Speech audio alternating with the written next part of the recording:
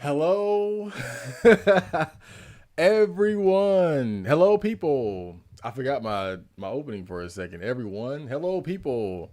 Welcome to the live Botcast Halloween special. I am your host, your esteemed host, Chad Marco, Warrior,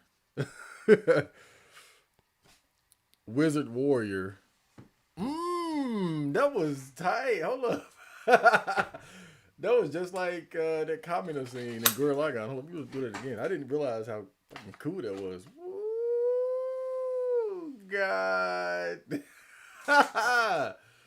Oh man. So the podcast is back on YouTube, but for how long? I can't really say. You know, the thing about YouTube, I noticed is that whenever I do a live stream like this, a podcast. Well, I'm just talking about what's happening in the world, chatting with you guys. I seem to get in trouble very often. So let's see if we can have a live, bring the live podcast back for a while on YouTube and see if I don't get in any sort of trouble with the YouTube overlords, tyrants, rather. But yeah, we'll be doing that in the for the time being. If I do happen to get another community strike or something, then we'll just move it back to Twitch. But my plan is to get one of the streaming services that allows you to stream to multiple platforms at once. That's what I'm saving up for right now. It's kind of, I can say expensive, but it's a few hundred. It's like $200 or $300 for a subscription for, like, I think it's called what, Go Yard or Stream Yard, for about a year. And I'm kind of focused on buying other things and saving for other things. But that's the plan, so that I'll be able to stream on multiple platforms at once instead of bouncing from Twitch one night, YouTube one day, and right, I'll be able to stream on multiple platforms simultaneously. That's the ultimate goal for me to pull off, maybe like early next year or something like that. But yeah, this is the Halloween special. You guys know I'm a horror video game and horror movie maniac, nerd, fanatic, even, if you will. And so this whole weekend, I'm just gonna be like binge watching horror movies. I've been watching horror movies here and there throughout the week, just getting myself kind of amped up. And usually, like, what I do is, like, for Halloween, whenever Halloween comes around, that's when I really focus my sights on like highly rated, highly acclaimed horror movies. I watch horror movies throughout the year, but I take a lot of gambles. Like, I watch stuff that's not rated very high. I watch like a lot of random stuff, and like I like to just kind of take chances, basically. And because of that, I watch a lot of bullshit, and every now and then I actually find like a legitimate hidden gem. But when Halloween comes around, I go straight for the good stuff, like stuff that's highly rated or stuff that came out this year. And so that's what I'm going to be watching over the course of the weekend. So far, I've watched like a few movies. I watched the sequel to Tetsuo the Iron Man. I watched Maxine. I just watched the VHS Halloween. There's a new VHS movie every year, it seems. And I just watched the Halloween edition that came out this year, and it was very mid. If you want that review. Oh man, but that child killer story, that was fucked up. That was like the one serious or somewhat serious story in that whole movie. But yeah, that's what I'm gonna be doing over the course of the weekend. But for tonight, my plan was actually to go watch Chainsaw Man. The movie, the Risei arc is out in theaters right now. And I went a few hours ago, and the lady told me that the projection machine is down or something. So like half the movies there aren't even working. So just by luck, I couldn't even watch Chainsaw Man. Like that was my big plan, was to watch Chainsaw Man, then get on stream. So instead I had to come back home, and it did give me the opportunity to prepare more for the podcast. And for tonight, I had just got finished watching this Tetsuo 2 Body Hammer, yeah, Body Hammer, and it was pretty good. So still good, planning on having a good night, but that was disappointing. I'm not gonna lie, I really wanted to watch that. Anime doesn't appear in movie theaters very often, and so whenever it does, I try to catch it. The only anime I've seen in theaters has been the Dragon Ball Super movie or superhero movie, the Demon Slayer, Infinity or Mugen Castle arc movie, and hopefully I'll be able to catch Chainsaw Man. I'm gonna try again tomorrow to see if they got the machines working or whatever, but that's the plan for tomorrow. But yeah, this weekend, man, I'm gonna be a little MIA. I'm gonna be honest. Probably was like Saturday and Sunday, because I'm gonna be in my own world, just watching back to back to back to back horror movies. Hopefully, I can get about 10 in. That's my goal, is to watch about 10 horror movies, give or take, before the work week starts back up. So I'm gonna be a little MIA. But tonight, you guys have me, and I'm chilling out. And so for the podcast, again, I haven't prepared thoroughly for this, so I'm gonna be winging it a little bit. But my idea for the podcast tonight is to go over, like, I found some lists of like the best, I put that in quotes, the best horror movies of all time. And so I'm gonna go through those lists and see what I think about it. And if there are any movies that I've seen, maybe talk about it a little bit, and maybe we can get some suggestions on what we want to watch over the Halloween weekend. And also, maybe you guys, anybody watching, you can recommend me some horror movies to watch over the weekend when I'm doing that. And that's about it. Just gonna be talking about horror movies and shit. And also maybe some creepy pastas. I've always wanted to kind of look more into that, so maybe I'll do that if I have the energy for it. But that's pretty much the plan. Who we got in here tonight? We got Jace Knight 647. Welcome to the stream. Gambo-san and Zan Ron, Nathan the Man. Everybody, welcome. the whole crew is here. Speaking of Clown War, I saw two guys dressed as Joker today. When I went to the movie theater, I saw like this couple, like this two. I think it was a man and a woman. They were kind of chubby, and they were dressed as, like, I couldn't tell. It was like they were jesters or something. Like they had like top hats. It wasn't quite the Joker, but it was like some type of like jester outfit or something. And I think they were going to see Black Phone too. I thought about maybe watching that, but I haven't seen the first movie. Maybe I'll watch that over the weekend. But just wouldn't feel right jumping into part two. I haven't even seen part one. It seems like it's probably pretty important to watch the part one of that. I know a little bit about the story, so I'm like, okay, you might want to watch part one before you catch that. Actually, as far as like movies in the movie theater this month, not very good for horror. What we had, him, mid, The Strangers Chapter 2, barely mid.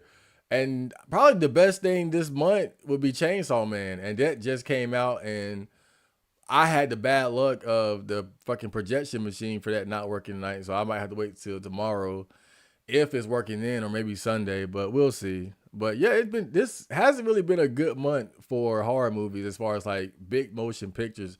I would have figured something better would have been out. But it's like the best thing right now is probably Black Phone 2. I think The Conjuring is probably still playing, but God, never been into stuff like, I'm not into ghosts and spirits. That's one thing about me. I'm not big on that. I talked about that a little bit when I did the J Hall recommendation video. It's, man, ghosts just do not do it for me. It's just like when I was watching VHS earlier today. There was one of the stories was about these two girls who were trick-or-treating on Halloween, and they went into this house there was like some mother spirit ghost monster in there that basically trapped them in the house and was trying to turn them into giant babies or something. But that's the type of horror movie monster or ghost spirit that again, I don't like stories like that because there's a feeling of like it's impossible to deal with the situation. Like there are some movies that I think are good, like ghost movies, like maybe Grave Encounters. That's a good example of one that I actually like. But I generally just don't like stuff like that because it's like how do you deal with a spirit or a ghost?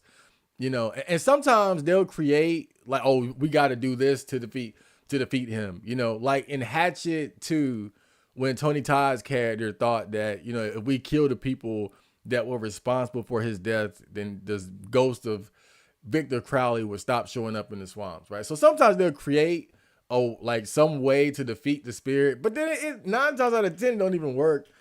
You know, and I think that's why I don't tend to like stuff like that, because I feel like in horror, hope is one of the best ingredients. The hope that the characters can overcome what's happening.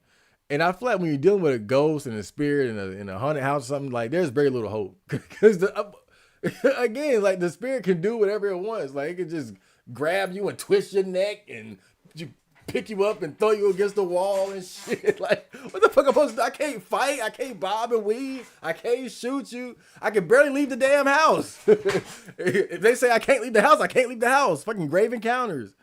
That's why I don't like shit like that. You know, at least if it's something where it's like a serial killer or something, like, okay, I know, okay, I can kill him, or they can kill him. They can stab him. They can run away. They can call the cops. Like, there's a way out. But with spirits, it's like anything can happen. That's why I really don't like Nightmare on Elm Street movies. And like I don't watch them because Freddy Krueger is just too OP. Like it's just I'm gonna kill you in your fucking dream. Like what? What can I do?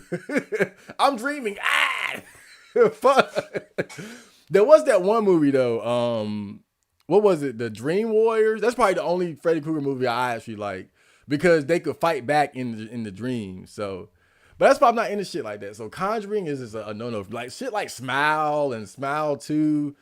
I don't know. I'm just not into it. Like for me, I need some hope. In order for it to be hope, like the enemy has to be defeatable.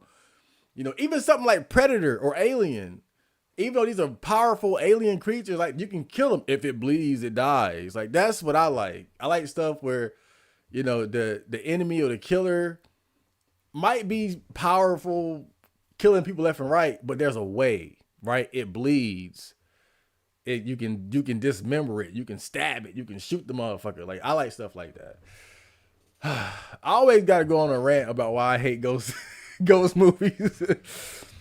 I just came back from the Chainsaw Man movie. Fuck you, Ghost. Oh man, I mean, I got all dressed up too. I was ready, man. I was like, I was going through my outfits and shit. I was like, let me put this on.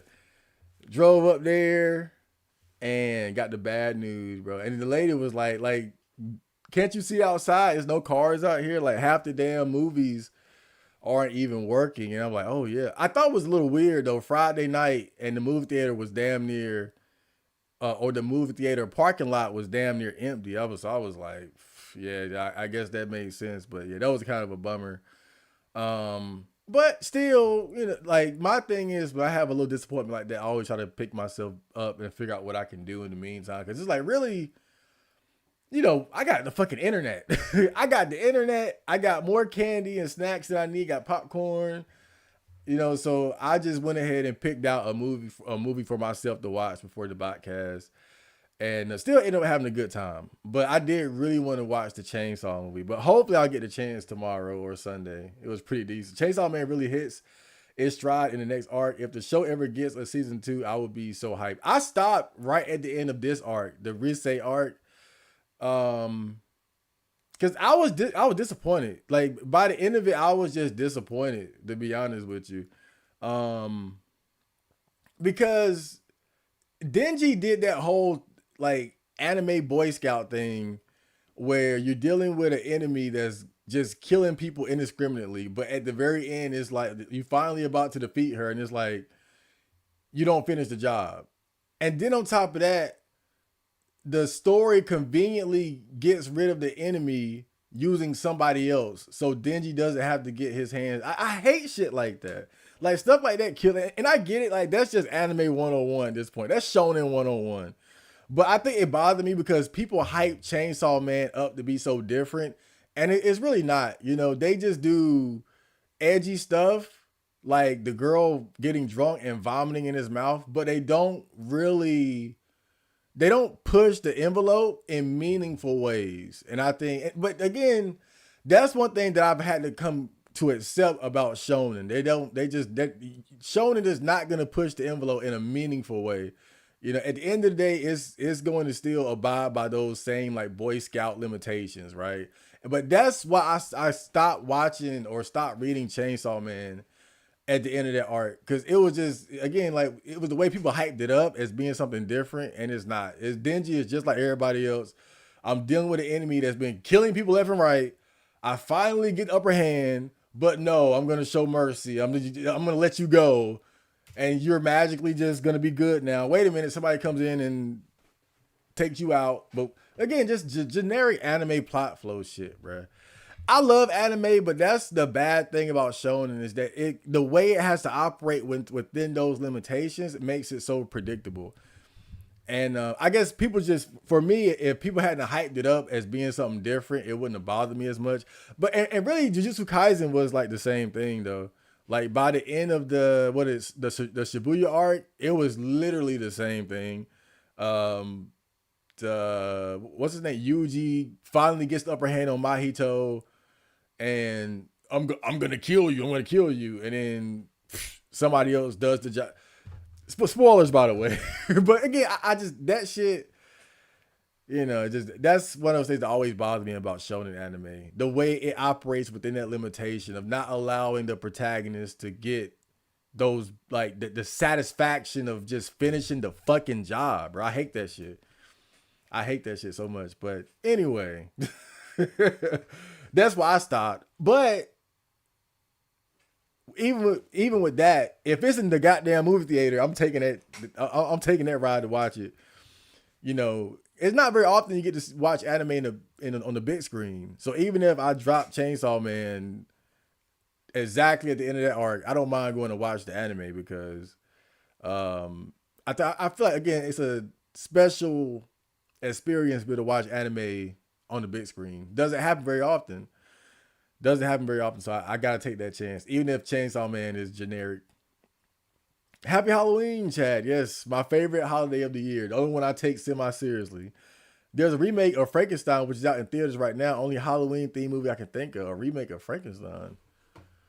I don't think, I don't know. Must not have been playing at my theater. Let me look it up real quick.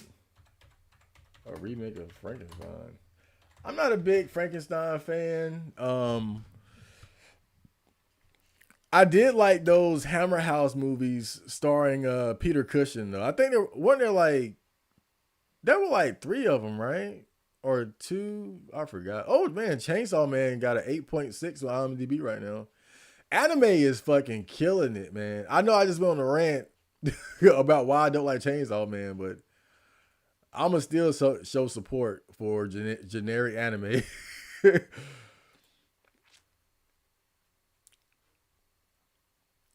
K-pop Demon Hunters. A sing-along event? No. Springsteen. Tron Ares. Damn. That's it? Lord. Dude, Chainsaw Man is crazy right now, bro. Chainsaw Man it's got a 97% on Rotten Tomatoes, 99% on whatever the fuck that second one is, the popcorn icon. Black Phone has a 72%. K-pop Demon Hunters has a 95%. Regretting You has a 29% on something. I don't know what that is. Stitchhead, Tron. Yeah, nah, we ain't doing that. It's Chainsaw Man or bust for me. I'll try again tomorrow though. I would never break. I could win against a celebrity.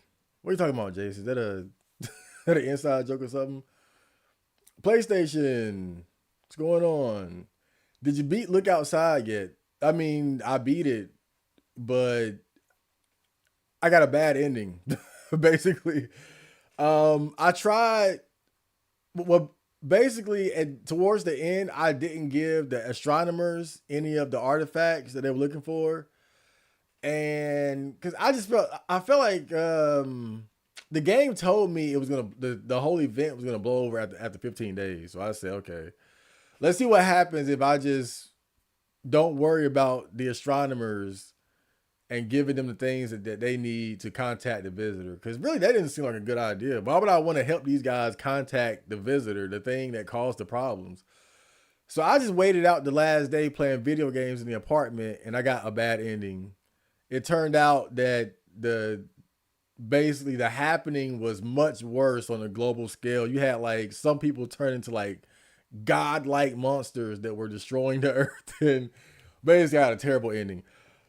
So I did beat the game, but I plan on probably having one more stream where I try to get a better ending by giving the artifacts to the astronomers. Because I did have like I had two out of the four. I think there are four. It could be more, but I think there are four. I had two, and I knew how to get the third one, but I couldn't figure out the fourth one, which was the manuscript. And when I was off stream, I went looking for it, and I found out how to get the manuscript. And you got to get to the other side of the second floor by using the elevator. And so that the next stream will probably be the last one, because that'll be my attempt to get a better ending by actually giving the artifacts to the astronomers. But yeah, I got a terrible ending. But still, even with that, I won't upset like with Stay Out of the House, because Look Outside was just a great game. That was a real like a surprise for me. That was a really good game. I always felt like our horror and RPG tend to not mix very well, but this is probably an exception. I wouldn't say it's necessarily scary, but it's just hard to make a RPG scary, if we're being honest. Like even stuff like Parasite Eve. What's the other one? Kudelka. Again, these games they're just not really scary, to be honest. But still, good game, great game. One of the best games I played all year. So I'll probably have one more stream for that. Marco really wants the anime protagonist to become a serial killer or some shit. It's not about them being a serial killer. It's just finish the job, defeat the enemy. That's all I'm saying. Like you gotta look. This is the problem with the way they tell these stories, is that you build up a villain, an enemy. Like I'm pretty much pure evil. I'm killing people left and right. I don't give a damn about humanity or mercy or anything like that. And so the protagonist steps up and he defeats me. Okay, you beat me. Now what? You think I'm gonna stop? You let me go, I'm killing more motherfuckers. I'm gonna come back and kill you.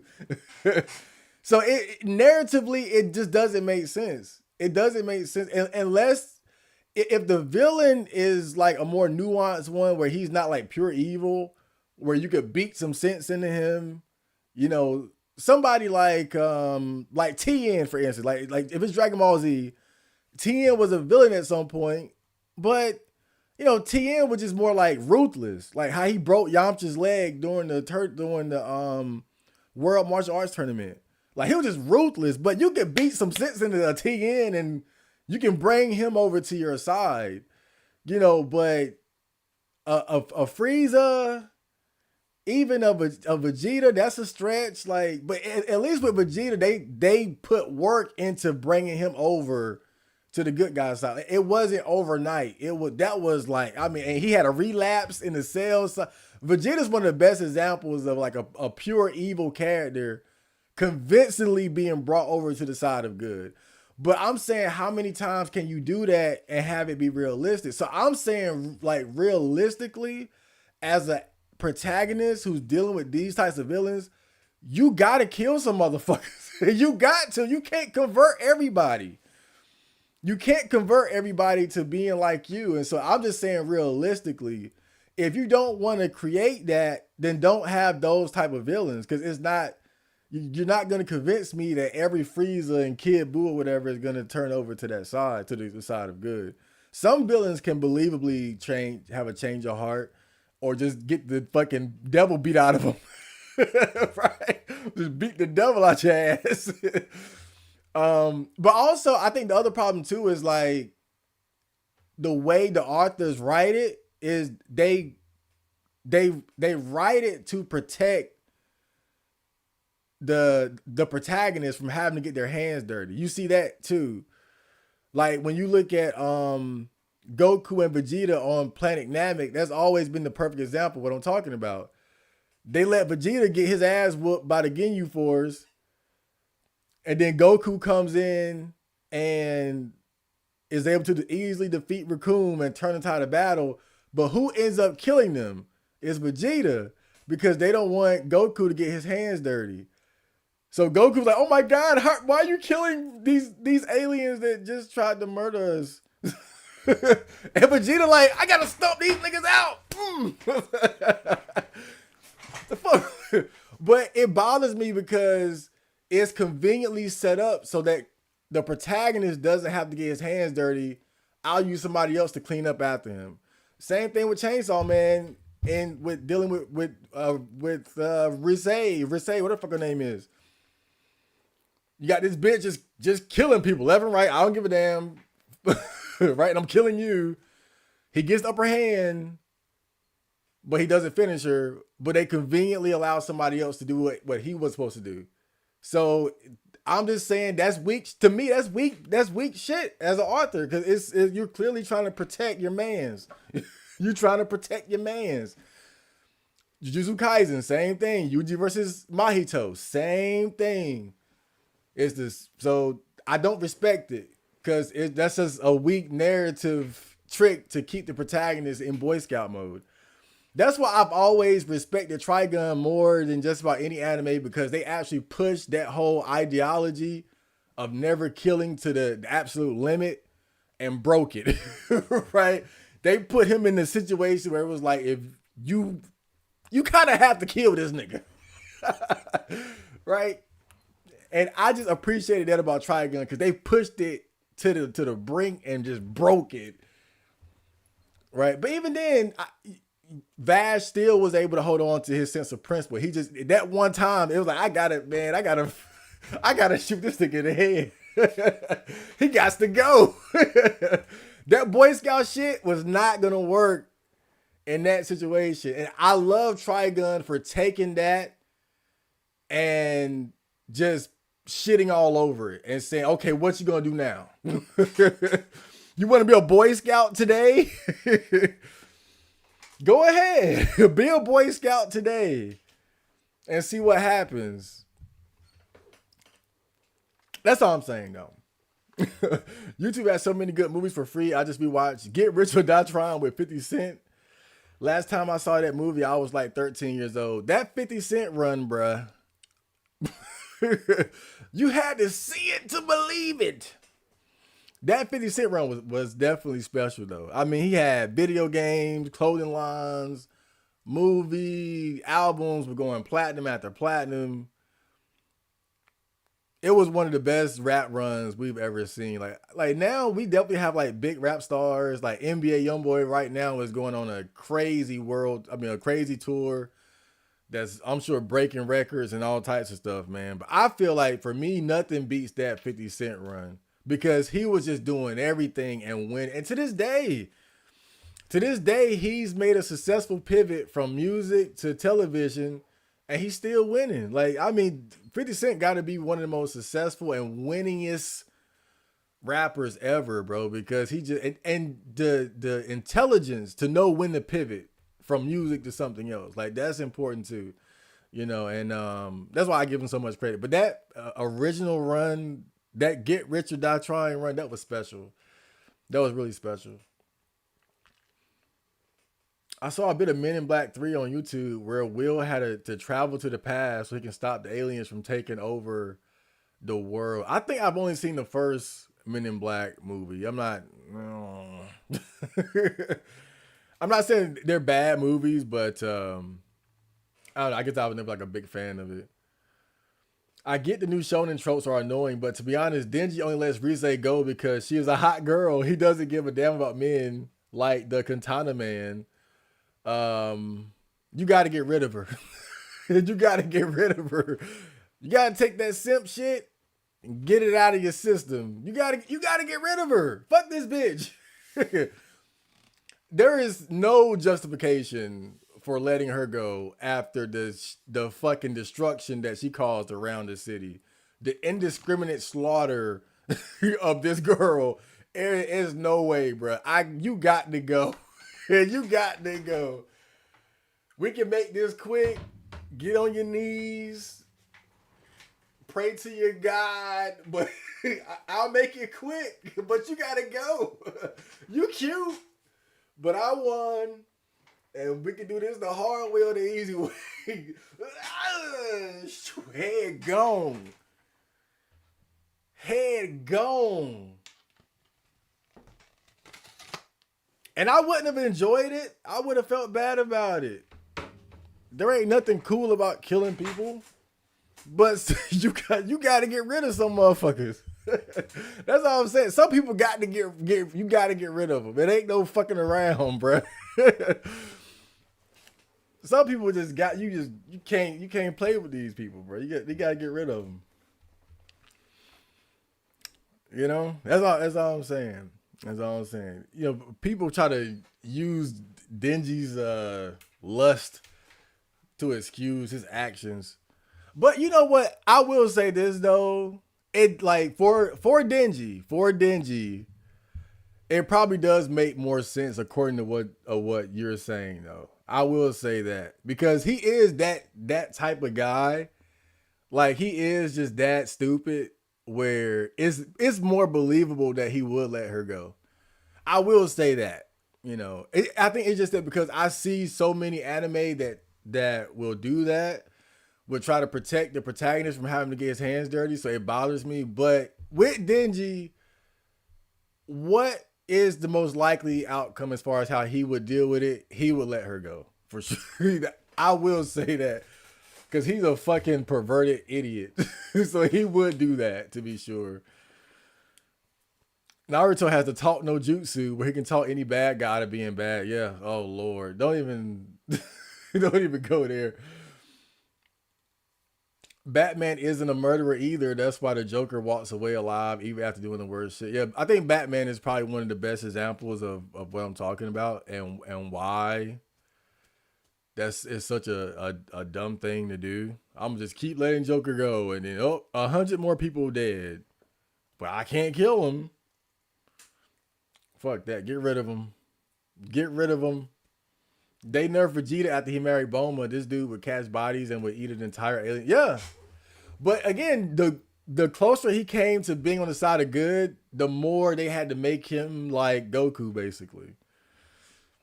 You know, it's like when you see him in a tournament of power, and I forgot the exact moment, but he had like a flashback or something where he was thinking about the power of friendship.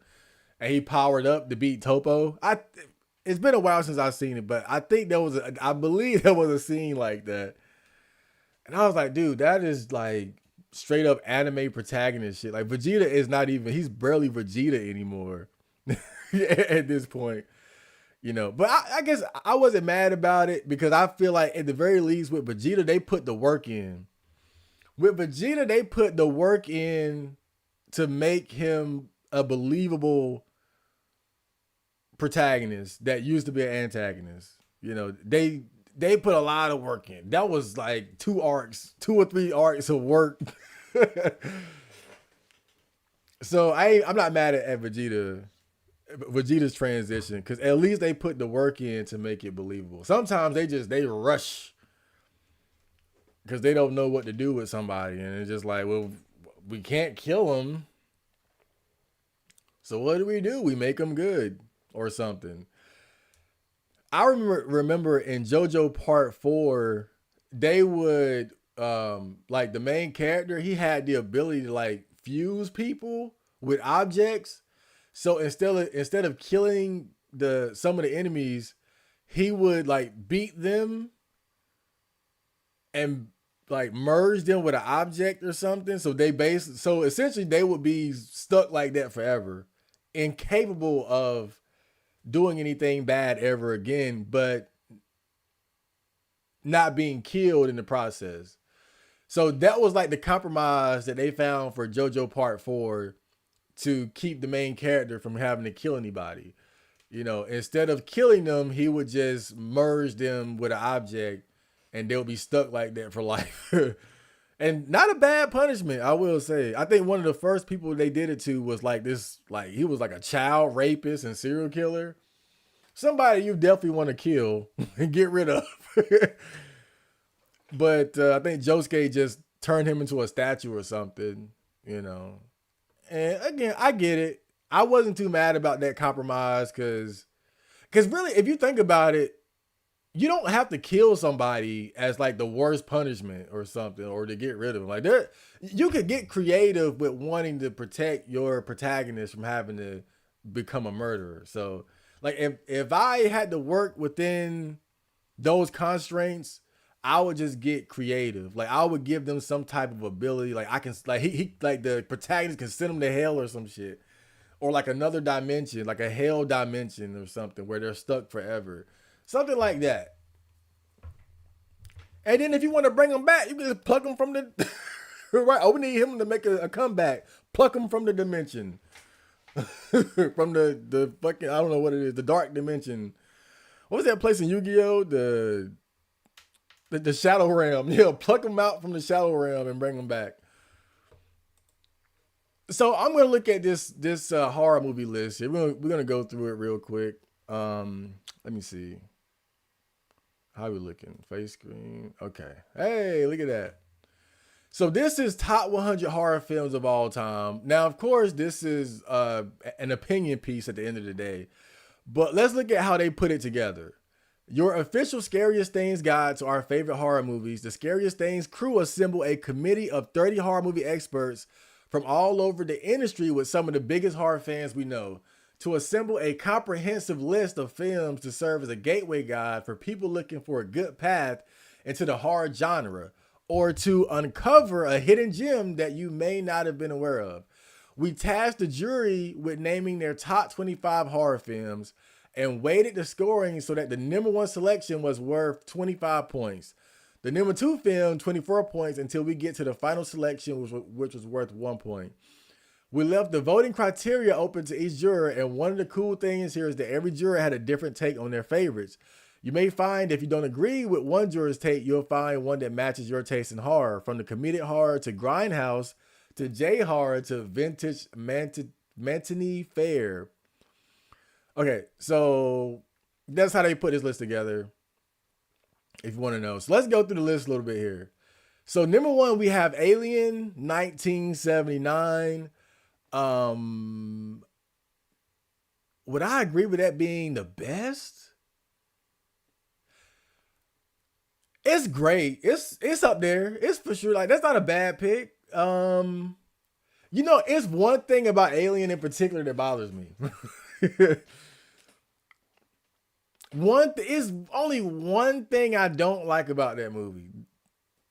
And it's how that one guy died when he was I think he was in the air ducts or something, and they were looking for the alien. And they didn't really show his death. Like, the alien just popped out and said, blah, blah, blah, blah. He said, boo, right? And the guy was like, ah, and he was dead.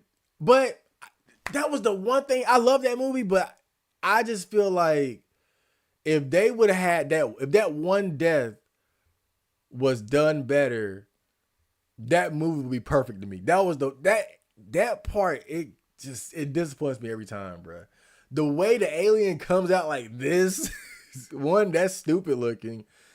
And you have one of the most prominent characters and he dies off screen. Right? It just I didn't like that. Didn't like that. The Shining, 1980. Oh yeah, that's okay. Okay, I'm not mad at that either. That's good. That's not a bad one. What Jack Nicholson? That's not a bad pick, but it kind of falls in line with like spirits and ghosts, which I tend not to be a fan of. But at least like the main villain or problem ended up was like the father, and you could deal with him using conventional means. But yeah, like that's not a bad pick. The Thing, 1982. That's another great one. I would say it's probably a bit too high though. I probably wouldn't put The Thing, 1982 within the top 10. As much as I love that movie, I probably wouldn't put it in the top 10. But I love this movie. In fact, I'm playing The Thing remastered on the gaming channel right now. I'm about 3 episodes deep into that. Um, Going back to watch this movie though, the only thing that really disappoints me about it is I think some of these special effects haven't aged well. Like some parts look kind of bad. But I think they did more good than bad with the special effects. And you didn't have like CGI and stuff back then, or at least they weren't using it. It was like it was all practical. So you got to give them kudos for that, the use of practical effects. But going back to watch it, there were some parts that look kind of bad now that haven't aged well. But yeah, I just wouldn't put it in the top 10, but it's great. The Exorcist. My mom loves this movie. This is definitely top 10 material though. I love The Exorcist. I'm not big on religious horror. I think it doesn't really hit me the same because I'm not really a religious person. But The Exorcist genuinely creeped me out. The Exorcist really genuinely creeped me out. Um, I remember when I watched it, this movie gave me chills. When the girl became possessed by what was the demon in this Pazuzu? um, I got chills, man. Like when she was deep into being possessed and she was pretty much no longer there and the demon had taken over. Between the makeup and her behavior, that movie really it creeped me out for real, bro. I ain't even gonna lie. Halloween. Yeah, I mean, I guess I kind of look at Halloween differently because some of the sequels aren't that great.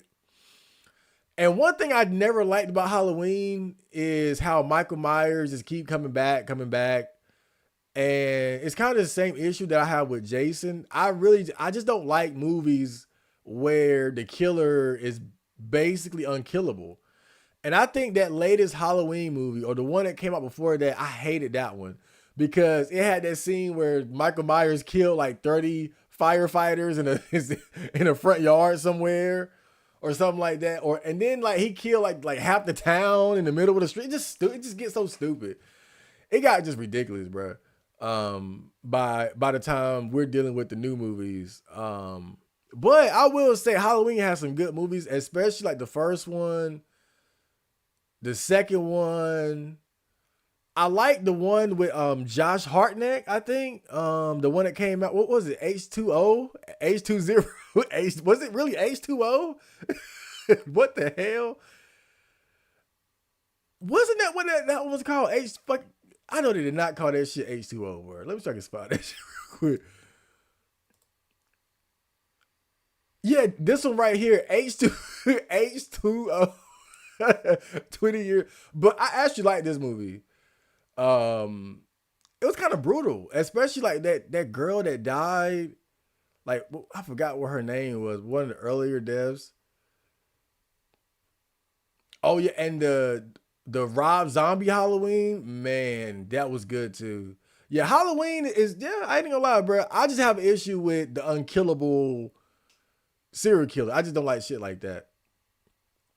But I get it. You want to keep bringing the killer back. I got you. An American Werewolf in London. That's too high. 6? Nah. That's a good movie, but 6? Nah. That's too high. That's solid though. It's solid. It's a good movie. I'm not shitting on it, but six is too high for sure. That's all I'm gonna say. Jaws, I can't be mad at it because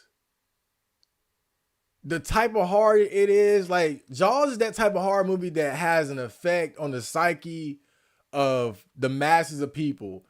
It's the kind of movie where when you go to the beach, when you go out to the ocean or any body of water where there could be sharks, like it's on your mind.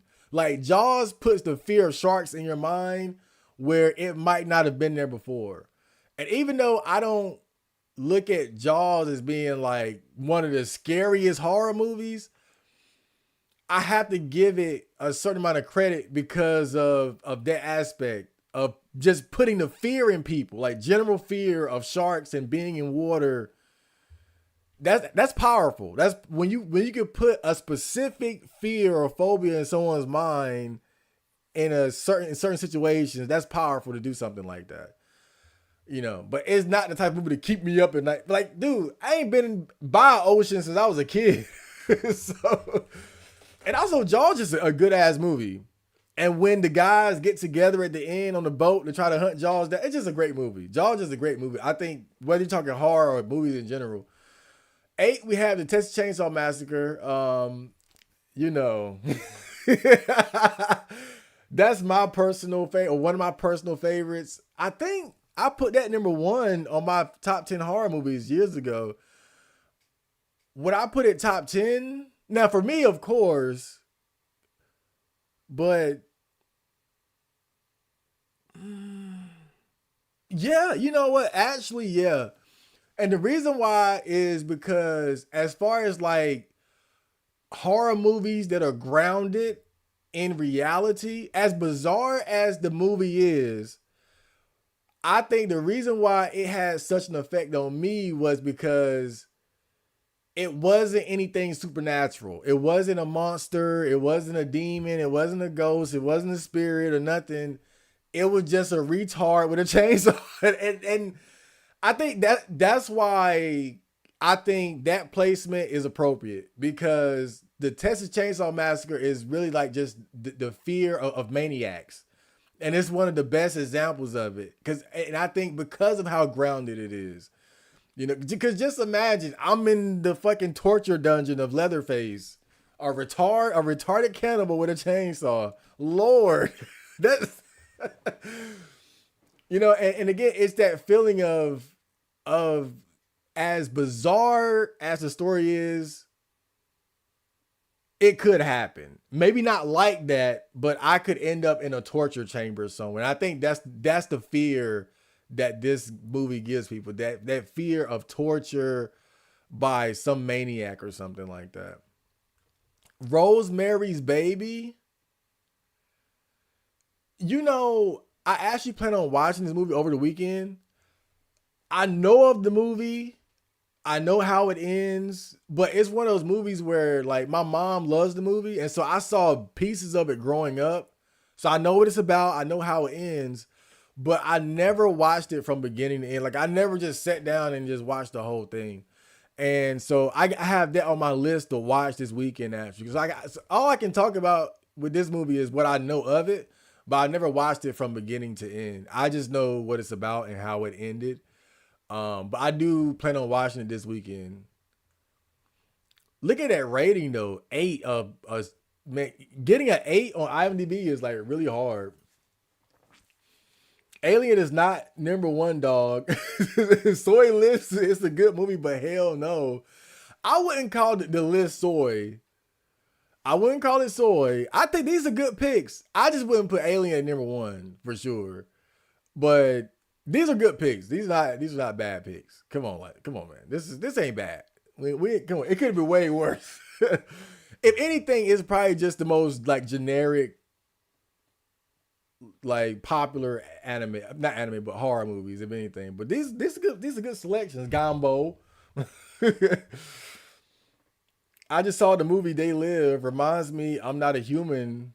Oh, reminds me of I'm Not a Human and Look Outside. Is basically the same theme in movie form, worth the watch. Oh yeah, I've seen They Live. Watching They Live is kind of funny after you read after you read some David Icke books about reptilians that secretly control the world from the fourth dimension. Like it perfectly lines up with the stuff he talks about in his books. But yeah, that's a really good movie. Nitpick Marco in the building. Nitpick. Oh, you talking about what I said about the alien or the thing? Look, I'm trying to be fair here. I don't want to just glaze these movies because they're so critically acclaimed and popular. I'm just saying like what I didn't like about. Like in fact, let me go back to Texas Chainsaw Massacre, right? So that's my fanboy pick. I'm a Texas Chainsaw Massacre fanatic, but if I had to nitpick anything about the Texas Chainsaw Massacre, is the flow of events as far as how the first people die in that movie, and also it's gonna be a lot of spoilers in this podcast, by the way. So, but if you think about it, it's really stupid how. I mean, not even stupid, but I think creatively it was poorly done how the first of the group dies. Like, think about it. So Kurt goes in the house, gets whacked over the head, dragged into the torture dungeon. That's fine. Then Pam goes in after him. Similar situation. Okay. But then Jerry comes. And so it's almost like a fucking like cha-cha line, right? Of teenagers just going in the house and getting killed one after the next. And creatively, I think that was pretty weak to have it set up like that. It was like, just think about this. Well, he went in, now he's dead. She goes in, now he's dead. And it doesn't really switch up until Franklin and Sally go looking for everybody else. But even then, they were about to do the same damn thing. And I think in the remake, they actually fixed that. They made the order or how they got killed much better. It wasn't like they were just going in the house one after the next and getting, whacked over the head and taken to the torture chamber. You had the first guy go in and die the same way as Kirk in the original. But then Jessica Biel's character and the other guy go in together and they get chased by Leatherface to get. And then the ones that were back at the car got confronted by the sheriff. So they switched. They actually had it like the way they set up for the survivors or the victims to be killed or captured was way more creative than in the original movie, right? So I'm not trying to be nitpicky. I'm just picking out what I see as the flaws or weaknesses in these movies. And even for a movie like Texas Chainsaw Massacre that I love, I can point out the bullshit there too. The Blair Witch Project at number 10.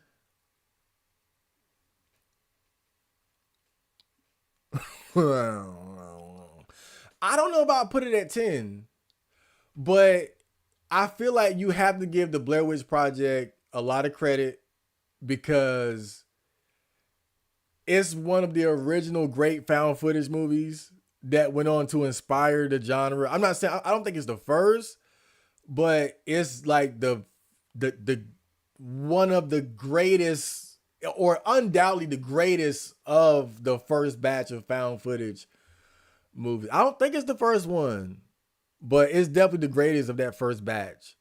And not only that, I think that it greatly contributed to found footage horror becoming more and more popular over the years. And I think you got to give it credit for that. And I think also just how the way it was marketed, the way it was filmed, it made a lot of people buy into the idea that it was real. And I think that's another thing that makes the Blair Witch Project special. There aren't a lot of movies that trick people into thinking that it's real.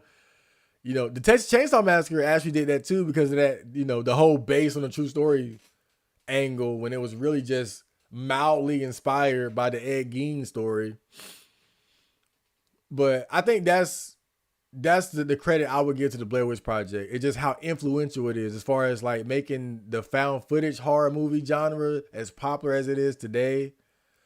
And also being able to convince so many people that it could have been real. You know, that's where I'll give it a lot of credit. Kimo Sabi, welcome to the stream. Happy Copaween. We ain't coping this weekend, Chemo. We just enjoying ourselves. We are just going to enjoy our Halloween weekend. Have you seen One Cut the Dead? One Cut of the Dead. It's a Japanese comedy horror. One Cut of the Dead. One Cut of the Dead. The fuck is that? Let me look it up real quick. Sounds ridiculous. I seen this on Look Movie. I didn't watch it, but I saw the cover. Combining humor, it cleverly subverts the genre. That's the first red flag for me. It cleverly, maybe because I'm kind of burned out on people trying to subvert every goddamn thing. It follows a film crew shooting a low-budget zombie movie in an abandoned water filtration plant. The film begins with a live broadcast of the shoots.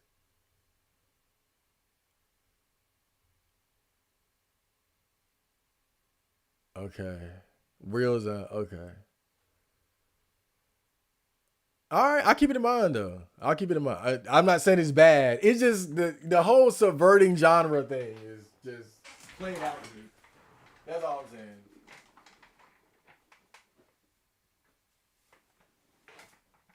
At some point, we're going to be subverting the subversions.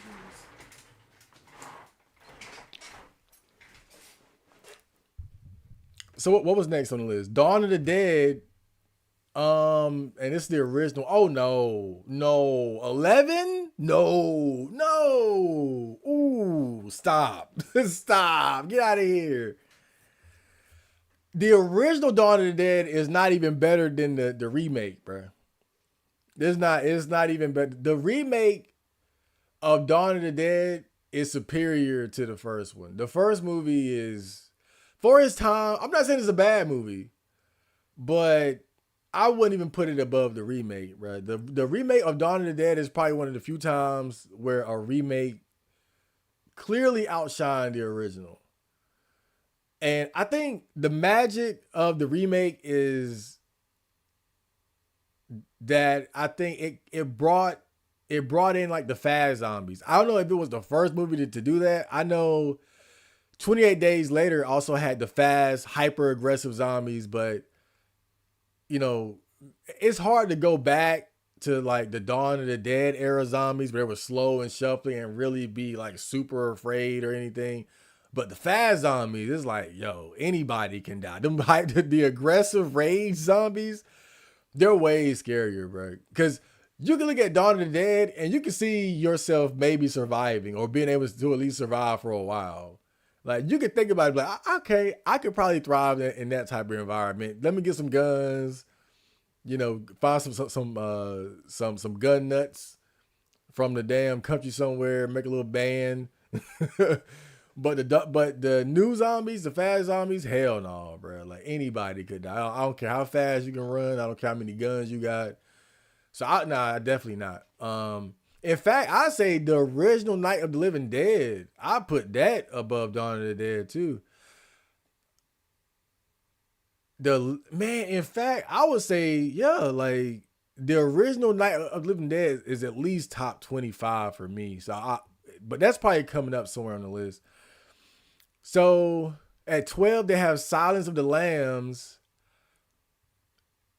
Might be surprising, but this is another movie that I never watched all the way through. I never sat down and watched it. I know what it's about.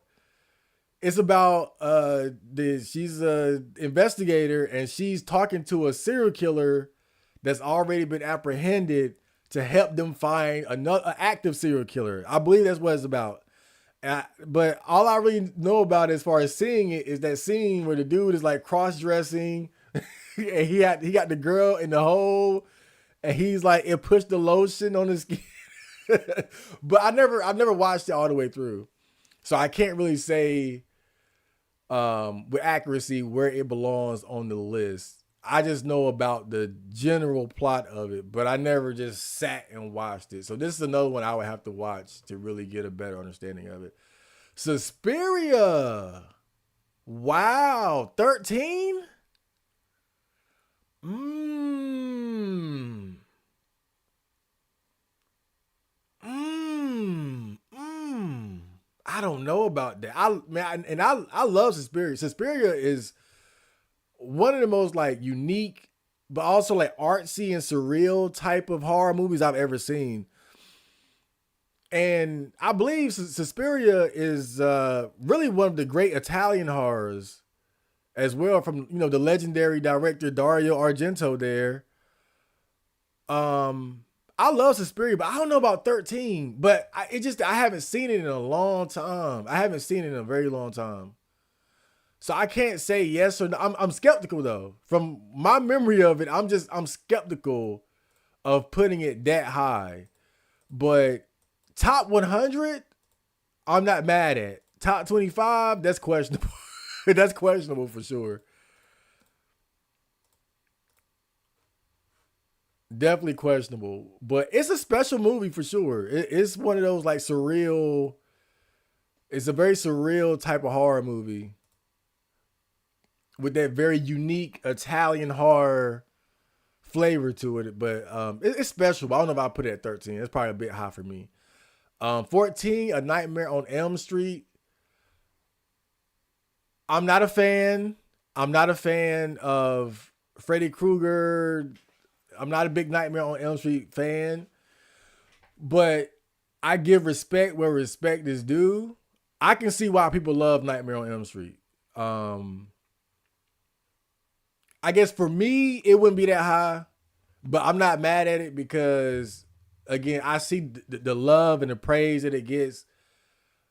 The fact that Freddy Krueger is just one of the, if Nightmare on Elm Street is not, you know, deserving of this placement, you got to at least put Freddy Krueger in top 10 horror movie killer icons. So I'm not mad at it. It's just more, again, it's personal taste. I just don't like villains like Freddy Krueger. I don't like spirits and ghosts and shit. They're just too OP, so I don't really appreciate it like, I guess, the way other people do. Get Out at 15. Now the list is soy. Now the list is soy. Get Out is not even top 100. Get the fuck out of here with this bullshit. And look, it's not a bad movie. Don't get me wrong. But Get Out is not even top 100. It's not even top 200 horror movies, bro. Fuck out of here. This is the most soy placement. Fuck out of that bullshit. Look, I respect what Jordan Peele tries to do as a black director and focusing on like black actors and things like. All respect for him for that. Don't get me wrong. But Get Out is not 15. That's insanity. That is pure insanity. Lord have mercy. The way people glaze this fucking movie is just out of this world. Man. When Peter Griffin talked about movies insisting upon themselves, that's kind of what I don't like about Jordan Peele's style of horror. Like, I feel like his style is kind of like that, where it insists upon itself. And this placement is outrageous. 15? No. Poltergeist at 16. Wait a minute. Psycho, Audition, get the fuck out of here, dog. Get the fuck out of here. What are y'all talking, dude? Soy ass list. But again, we're having fun because we're just going over like popular, legendary movies from all different eras, 70s, 60s, 80s, whatever. So it's about the fun of it. We shouldn't take it too seriously, but this is the most egregious placement so far. Nothing is maybe because Psycho below Get Out. Please, baby. Get Jordan Peele's cock out of your ass.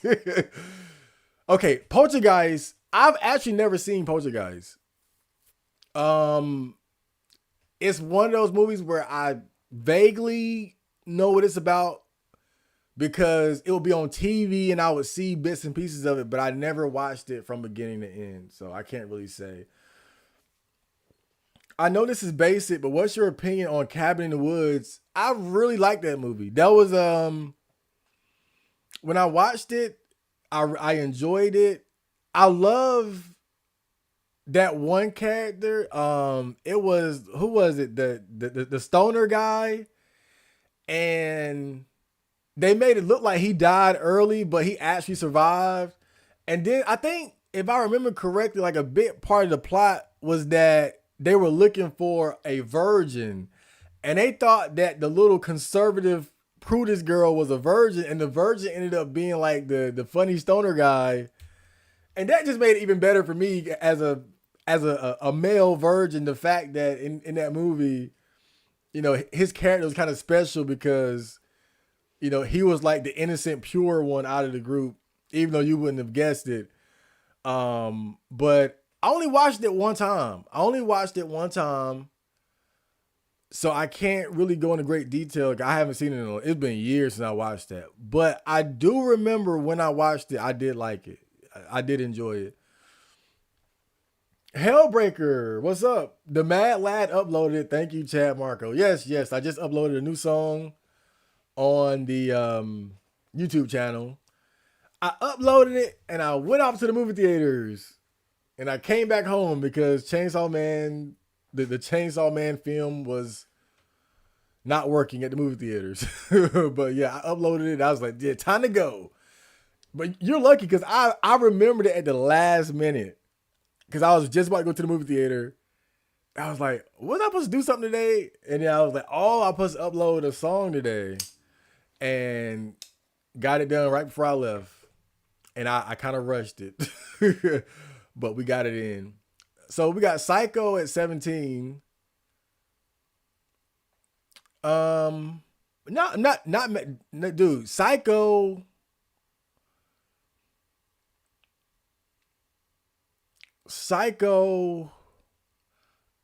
Honestly, I could see Psycho being top 10. To be real, like Psycho that's a really good horror movie, and I think when you look at, of course, like the big reveal at the end, where you see that Norman Bates has, he's not only the killer, but he's taking on the role of his mother by cross-dressing, and you see him come out with the knife. And I mean, that's what it's so bizarre. Like the Psycho story is just so bizarre. Like, and I think it's one of those great horror movies that leads with the drama. Now, of course, you do have that iconic death scene in the shower relatively early on, but I think part of the reason why Psycho is so good is because it's one of those movies that leads with drama. So it's great writing and dialogue and setting up the big finish at the end. But that's one of the most bizarre endings if you really think about it. And especially for a movie that was made in 1960, to have a killer that was cross-dressing and role-playing as his own mother, like that was really pushing the boundaries at that time. And I would say like the 60s was really like the beginning of horror moving more towards that direction, where you start to see like more blatant, like just dark shit, like sexual violence, fetishes, Satanism. Before that, horror movies were more tame. Wolfman, Frankenstein. Well, Frankenstein kind of fucked up when you think about it. This dude going around stealing body parts and shit. But it's the way it's presented, it's just so different. It's so much more tame. And I feel like Psycho was just, I can't say it was the one, but I do feel like it represents a turning point in horror when you start to see more bizarre shit. It wasn't just giant spiders and swamp men anymore. Wolfman, Dracula.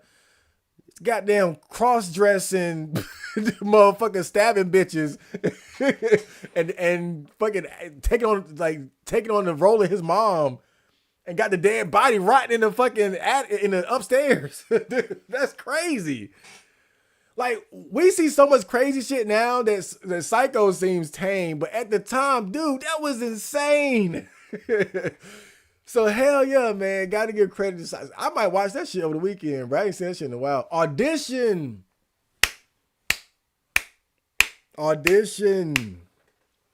Man, I love that fucking movie. I had just watched Audition again earlier this week. And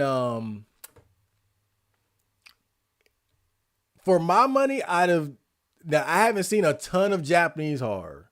I just started really getting into it this month. You know, I put out the J horror recommendation video.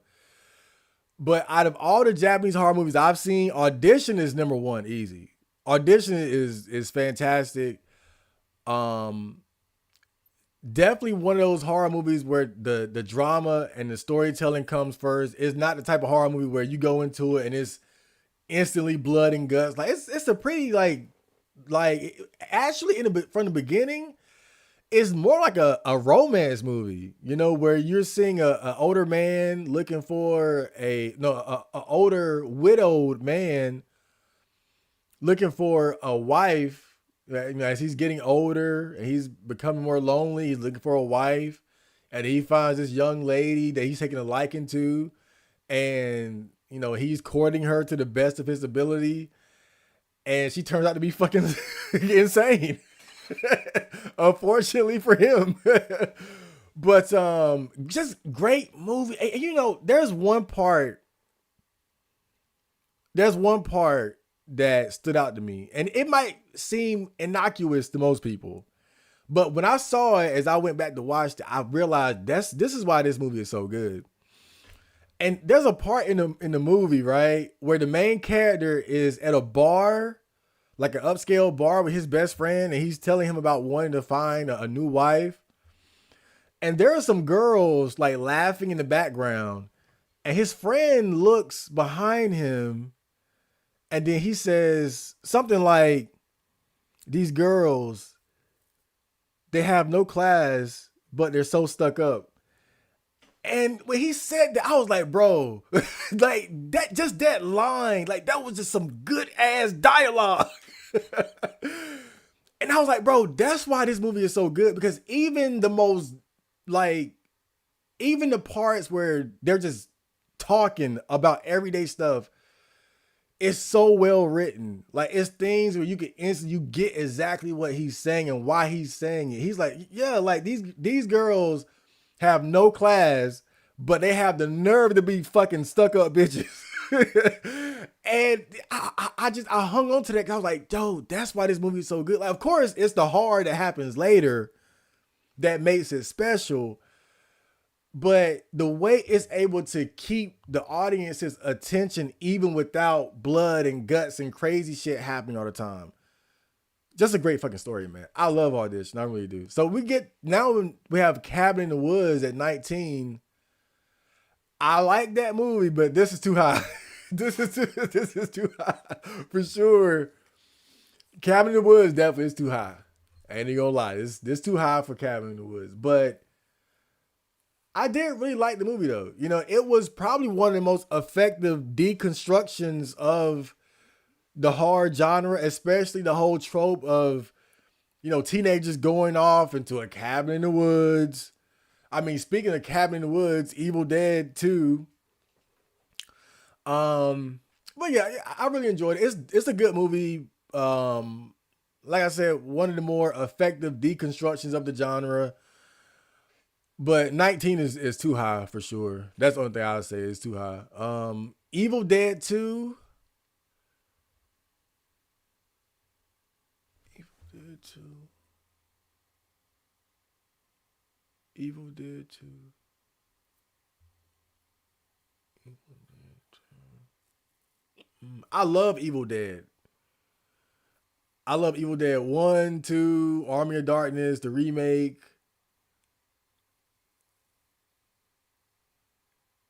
20, 20. Mm. Mm. 20?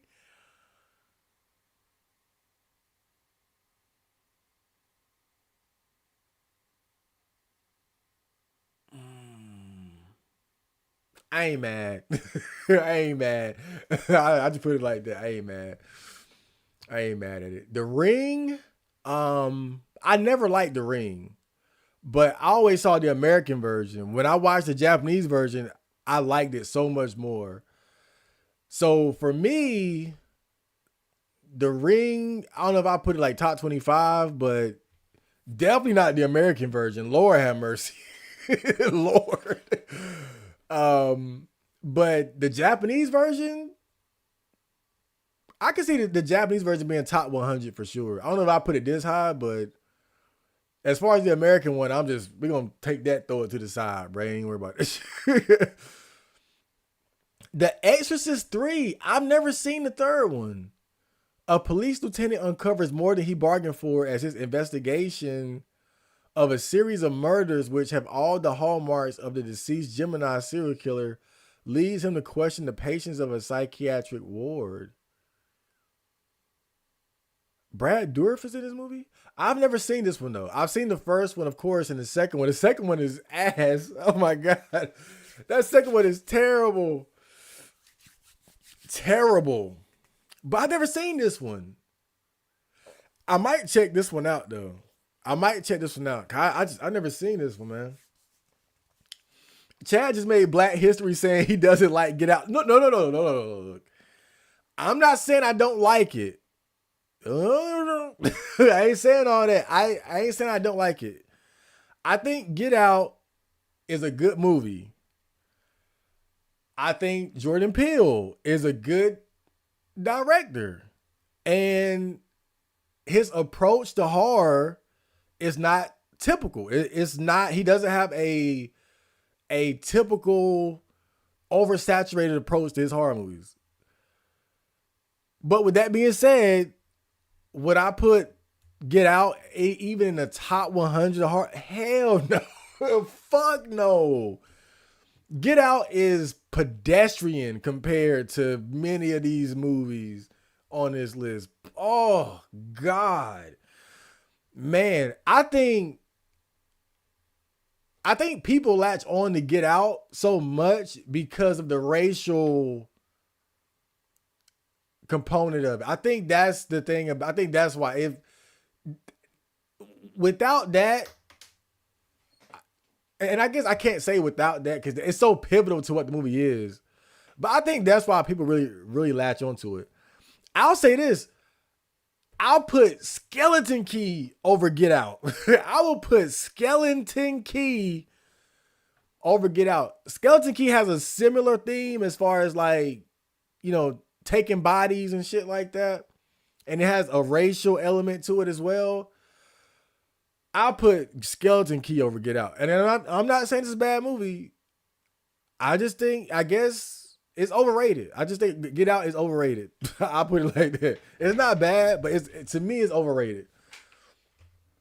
So at 23, we have The Fly, the 1986 one, the remake starring Jeff Goldblum. 23, 23, maybe a bit high, but I ain't tripping either because I think The Fly is one of the best body horror movies. So I'm not mad at the placement because of that. I think The Fly is special. It's really in a league of its own as far as like effective body horror. Body horror is the type of movies where the fear isn't just seeing your body change in grotesque ways, slowly turning into a monster or decaying and falling to pieces. What's that movie called? I think it's a movie called Contracted or something, which is about this woman getting this like disease, like this disease that causes her flesh to decay or something like that. Like that's in the same ballpark in terms of like genres. But yeah, I ain't mad at it because I mean it's a great movie, one. But yeah, like the as far as body horror, it's definitely one of the best body horror movies for sure. You know, when you see his body like slowly changing, like at first it starts with his behavior. His behavior becomes even more erratic than what it already was. But then like his fingernails start coming off, his teeth start falling out, his skin gets really bad, and that's just the beginning. Yeah, I ain't mad at it. I ain't mad. Probably a bit too high, but I ain't tripping on that. 28 days later at 24.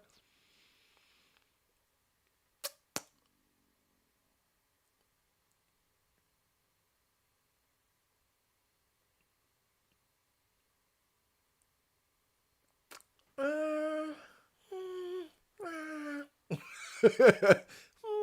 yeah. Great movie. I mean, I do love the movie. I guess again, I when I see a movie like this get placed above like Dawn of the Dead 2004, I put Dawn of the Dead over this. I definitely put Night of Living Dead over this. I think there are better zombie movies. Top top 25? No, I wouldn't say top 25. No, I wouldn't put it in that realm. You could put 28 days later somewhere at the 50 for me, but it is a good movie. Hereditary, I've never seen it. I actually have this on my list of watch this weekend because I just I've seen it pop up here and there in conversations, just never seen it, so I can't really say. Martyrs, I think they put the wrong version here. I think this might be the American version.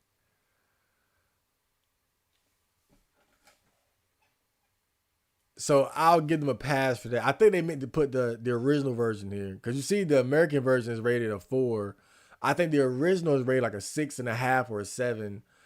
But I think Martyrs is overrated. Martyrs is to me a very overrated movie. It's kind of like just torture, gore porn, but it does have some semblance of depth to it because of the purpose behind it. If I remember correctly, like the whole purpose was like to make someone suffer so much that they reach an epiphany or something like that.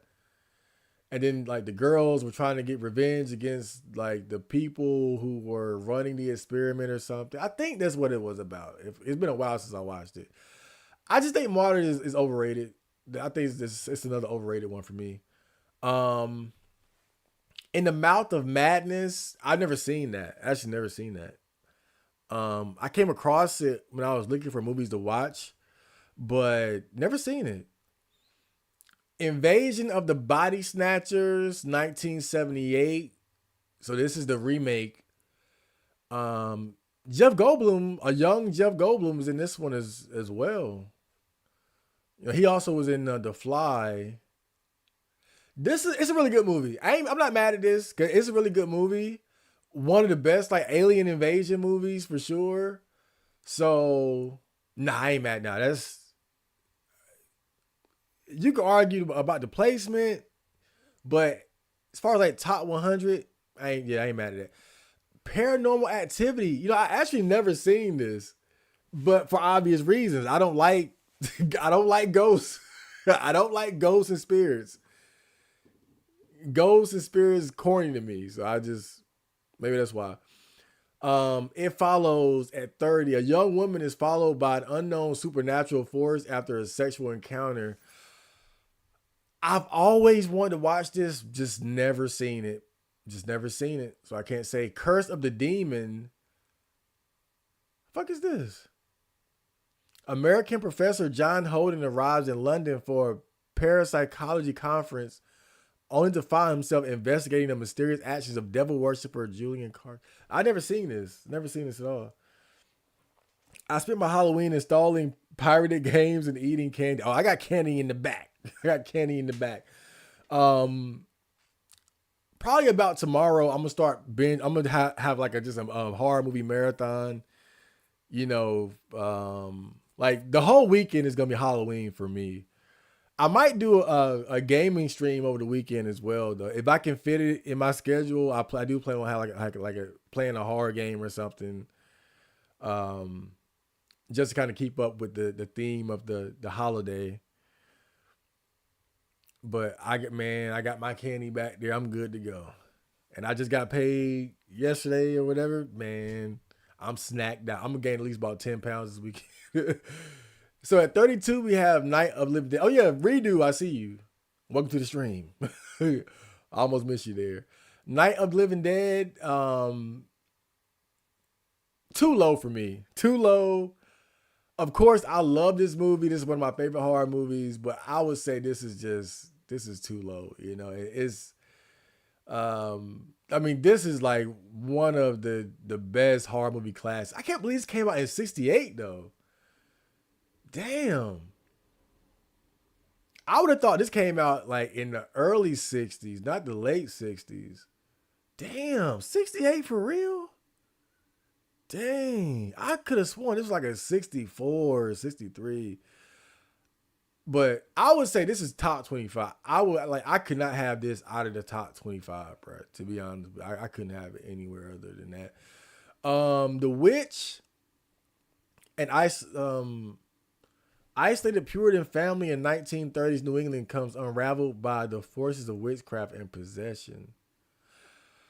I don't think I ever seen this. I don't think I ever seen The Witch. So I can't say. Let the right one in. A bullied boy forms a unique friendship with his new neighbor, a peculiar girl with a dark secret.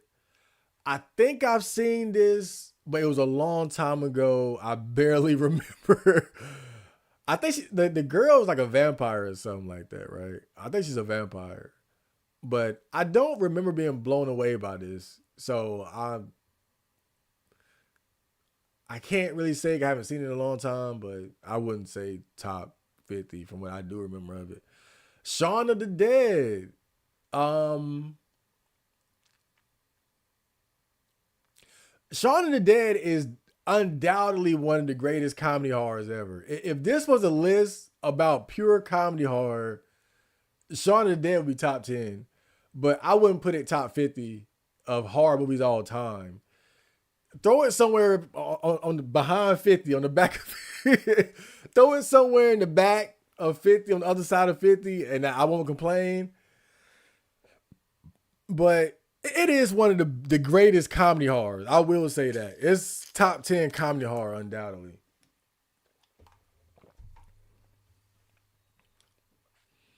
Blue Velvet. The discovery of a severed human ear found in the field leads a young man on an investigation related to a beautiful, mysterious nightclub singer and a group of psychopathic criminals who have kidnapped her child.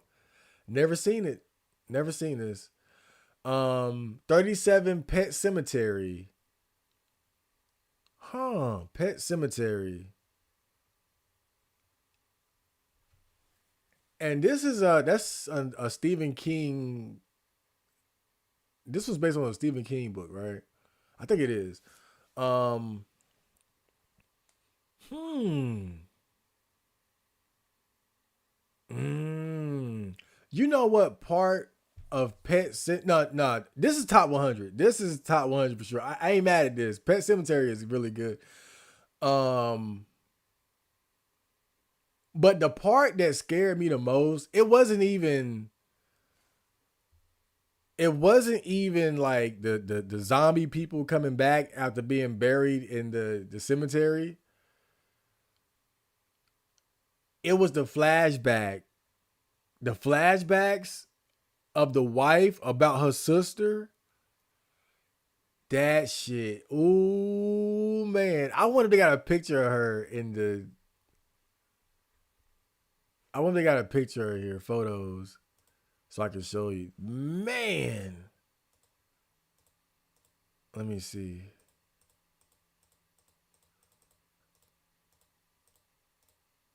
I wonder if they got it. They had a movie that a Pet Cemetery movie that not just came out, but came out like maybe like a 2, 3, 4 years ago. That was about him when he was young. It's not rated very high, but I actually like the movie. It was pretty cool. I'm trying to see if we got a picture of the sister, man. That shit. Whoa. I don't know if they got the picture of her here. I ain't gonna trip if they. Oh yeah, that. Oh Lord. Oh God, bro. That to me, that's the scariest shit in the whole movie. I think they had a guy play. Oh, you cannot tell me that's not fucking terrifying, bro. That bitch is. And she had to take care of her as a child. Oh God. Her parents would leave her alone with her. And she was like sick and just angry at the world. Man, but that's the scary part, the scariest part about that movie for me, man. The Witch is not great, but I really like the atmosphere vibe of that movie. They nailed a unique feeling. Maybe I'll check it out over the weekend. Cause I like a good vibe. I ain't even gonna lie. I'm a vibe guy. It sounds like the type of movie that I could put on and go to sleep to.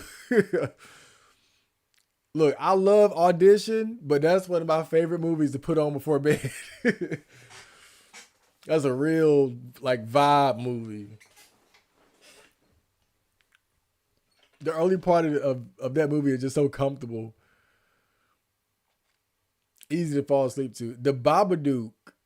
I've never seen that. I've heard of it, but just never seen it, so I can't say. The Lost Boys. My mom loves this movie. This is my mom's shit right here. Corey Feldman, Corey Haim. Back when they were on top of the world, before Corey Haim succumbed to drug addiction and all types of degeneracy. My mom loves this movie though. It's a good movie. It's a fun horror movie. It has some. I don't know. Like it's the kind of horror movie that you could watch with the family. Even though it's violent. Don't get me wrong. It's a rated R movie, so of course it's violent. But I look at Lost Boys like a fun horror movie, like about as dark as you would go if you wanted to watch like a horror movie with like yours. I don't know, like small children about like 10 years old or something like that. Cause it's dark, but it's not too dark. To me, it's more like a fun horror movie. But I could see it being top 100. I don't know if I put it at 39, but I could see it being top 100. I think some of these, for me, this list just has to be reshuffled. I'm not mad at some of them being on the list. It's just where they are. So at 40, they have The Omen. The Omen. Okay. It's top 100. That's top 100 material for sure. Maybe top 50. Maybe top 50. So I'm not too mad at this. I'm not too mad at this one right here. You know, I gotta finish watching the new one that came out. There was a new one that came out not too long ago. I watched like the first 30 minutes of it and I got distracted. But I want to finish watching that. From what I saw, it was pretty good. I just got distracted by something. Hellraiser at 41. Man, I remember I watched all the Hellraiser movies. And it's so interesting watching them just get worse with every sequel. The second one is okay. But by the third one, that's when it starts getting bad, bruh. And by the fourth, it's over with. It's done. I kind of like the new one that had the female pinhead. I kind of liked it. I'm not going to lie. But this Hellraiser, Inferno, Judgment, oh my Lord. And you can tell Hellseeker, oh, you can look at the covers, bruh. These Timu ass pinheads, hell no. But yeah, I went back and watched all the Hellraiser movies, and it just got worse. And I mean, it gets so bad you wouldn't even believe it, bro. At some point, you just gotta stop making movies, bro. You just gotta stop making sequels. If you're not gonna try, if you're not gonna get a real budget, just don't even try. The Amityville Horror, nah, bro. Mm-mm. I wouldn't even put Amityville Horror top 100. And I know it's a big name, and I know that it's partially because I'm just not into haunted houses and spirits. But and I actually went back and watched this movie this year. This year. So this ain't even just me just speaking on some shit that I seen a long time ago. Like I just watched this year. And not I really just don't like it. I don't like it's just nothing about Amityville Horror that I really like. Again, it's the perfect example of why I don't like haunted house movies, ghost movies. You're next at 43. Never seen it. I thought this was The Strangers at first, but nah, I haven't seen this. Might check it out though. Scream.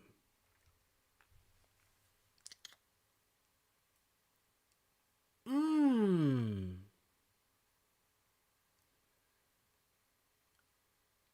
You know, I haven't seen this in a long time. I haven't seen it in a very long time. But you can't deny that Scream is definitely a horror movie. It's a classic now. Even in 96, because it's been almost 30 years, bro. So I think now you can say Scream is a horror movie classic. It's been 30 damn years, so come on now. Or like almost 30 years at this point. But I wouldn't be mad at it being on top 100 for sure. I'm not a big fan of it myself, but I'm not tripping on it being on a top 100 list for sure. A Quiet Place. I gotta watch this. I've never seen this. Every time I see that cover, I like the plot of it. A family struggles for survival in a world invaded by blind alien creatures with ultra sensitive hearing. I want to see. I want to see this. I want to see this. I might watch this. This might be on the list for the weekend for sure. I want to watch this one for sure. It just every year I just don't get a chance to get around to it, but I definitely want to watch that. Scream is free on YouTube. Was Scream is free on a lot of places. Play. Scream is free on a lot. Man, I got about 10 websites that I know about. So I know where to get mine. The Return of the Living Dead. That's a good horror movie. I think that's when like that's more of a comedy horror from what I remember. Like it's goofier. It's definitely goofier than the original Night of the Living Dead. Wasn't this supposed to be a sequel to Night of the Living Dead? Or was Dawn of the Dead? I don't remember. But it's kind of good. It's a little goofier than I tend to like, but for a goofy horror movie, it's good. It's not bad. I don't know if I put it top 100 though, but that's not bad. How the hell they put the Japanese Ring below the American one? But I guess, at the end of the day, it's a matter of opinion. But I would just take the American Ring off the list and keep the Japanese Ring right here at 47, and I'm all right. Godzilla, yeah, man, Godzilla for sure. Okay, yeah, I'm okay with this. I'm okay with Godzilla. I'd probably put Godzilla on the other side of 50, but because I went back and watched Godzilla a few months ago, or maybe like last year, and it was my first time watching the original movie from beginning to end.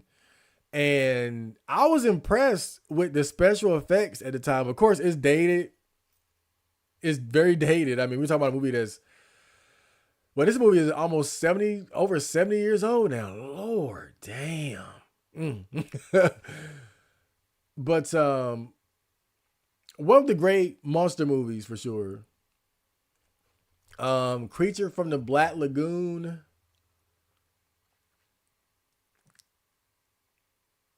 I seen it.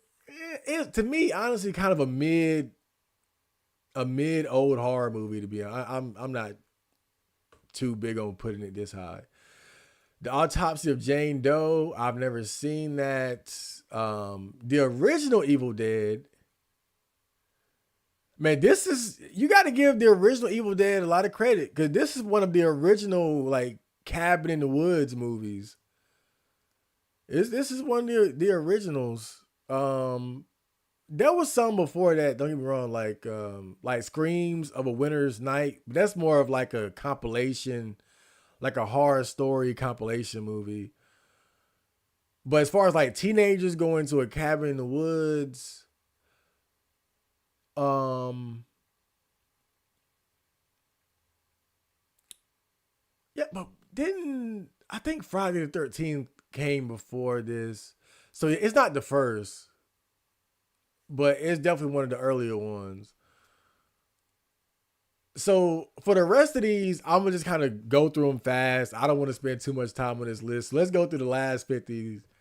Let's speed run this last 50 here. So we got The Haunting, Session 9. Ooh, no, no. Army of Darkness. Okay, I love that. Wreck. So Wreck is the original version of Quarantine. I actually like Quarantine more a little bit because I feel like the explanation of rabies being the cause of the disease, to me that was scarier than the explanation of Wreck, which is like fucking demons, spirits, fuck that. Seven. Oh, what's in the box? Yeah, man.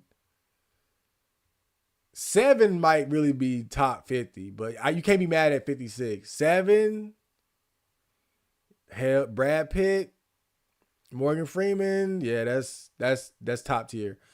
Hostile, um, torture porn, gore porn, but I think it's one of the best of that genre of just the sheer fear of just being tortured somewhere.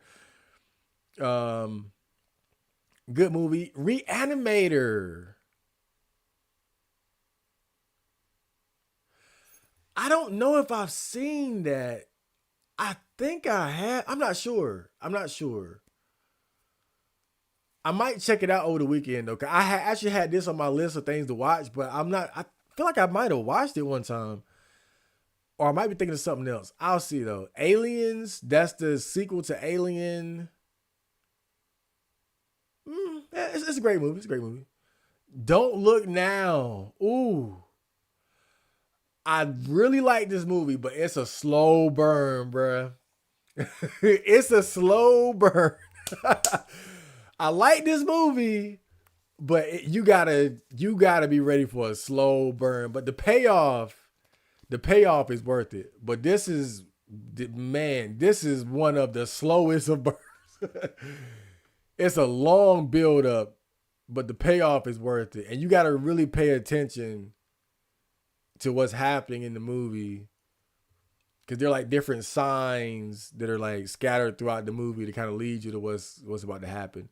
What We Do in the Shadows, never seen it. Black Christmas, love it. I love Black Christmas. Love that movie. The Wicker Man.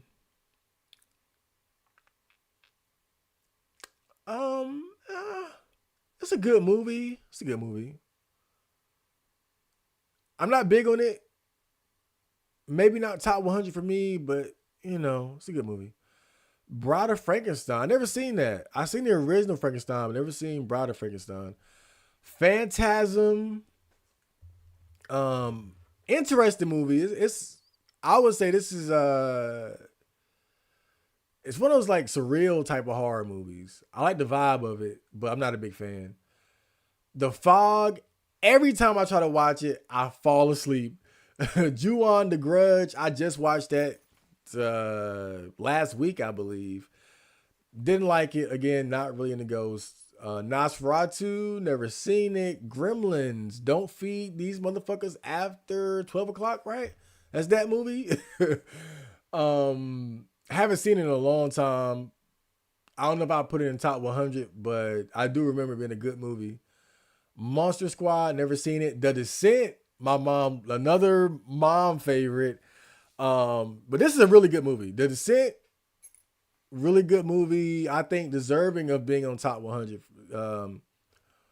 Probably one of the better horror movies after like the 2000s. The Descent, yeah, good movie. Creep Show, haven't seen it in a long time, so I don't want to say.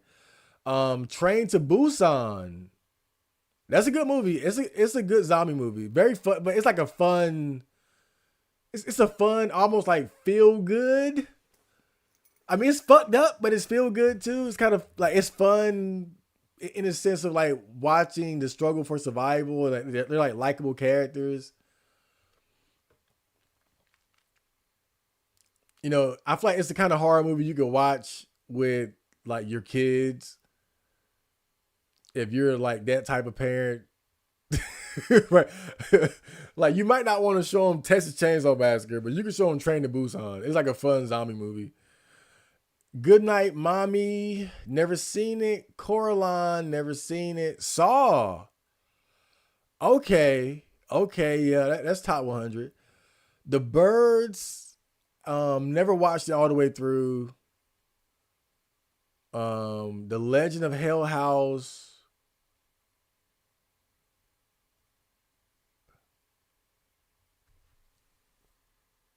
Physicist.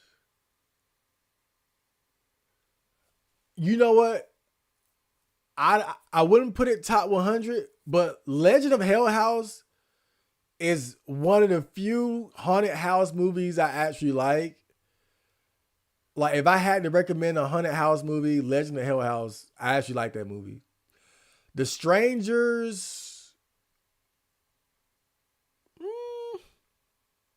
yeah, The Strangers for me is solid. It's solid. Top 100, questionable, but it's good. Tale of Two Sisters, never seen it. Kill List, never seen it. Raw, never seen it. Young Frankenstein, never seen it. Prince of Darkness, never seen it. Zombieland, okay, that's one of the great comedy horrors for sure. That's a great movie. Great movie. Candyman, rest in peace, Tony Todd.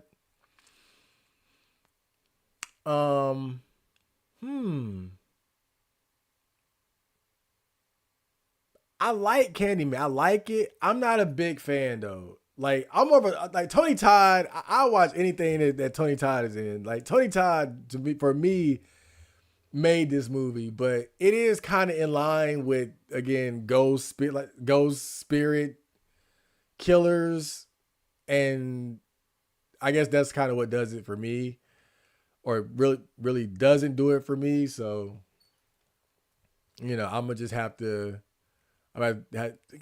Top 100, okay, but I'm not a big fan. I can't glaze it. I'd rather just glaze Tony Todd because I love him. But Candyman, I'm not really big on. It. I haven't seen the remake. Yikes. I've seen most of the original one though. I just always remember that scene where the kid is looking at the clown in the little drain, the gutter drain, and then he lures him in and takes him. I can't really say though, 'cause I haven't seen the remake, and I never sat down and watched the original movie all the way through. Art of Aries, welcome to the stream. I like horror anthologies. Horror anthologies. You look, my favorite horror anthology, and people might laugh, but Tales from the Hood.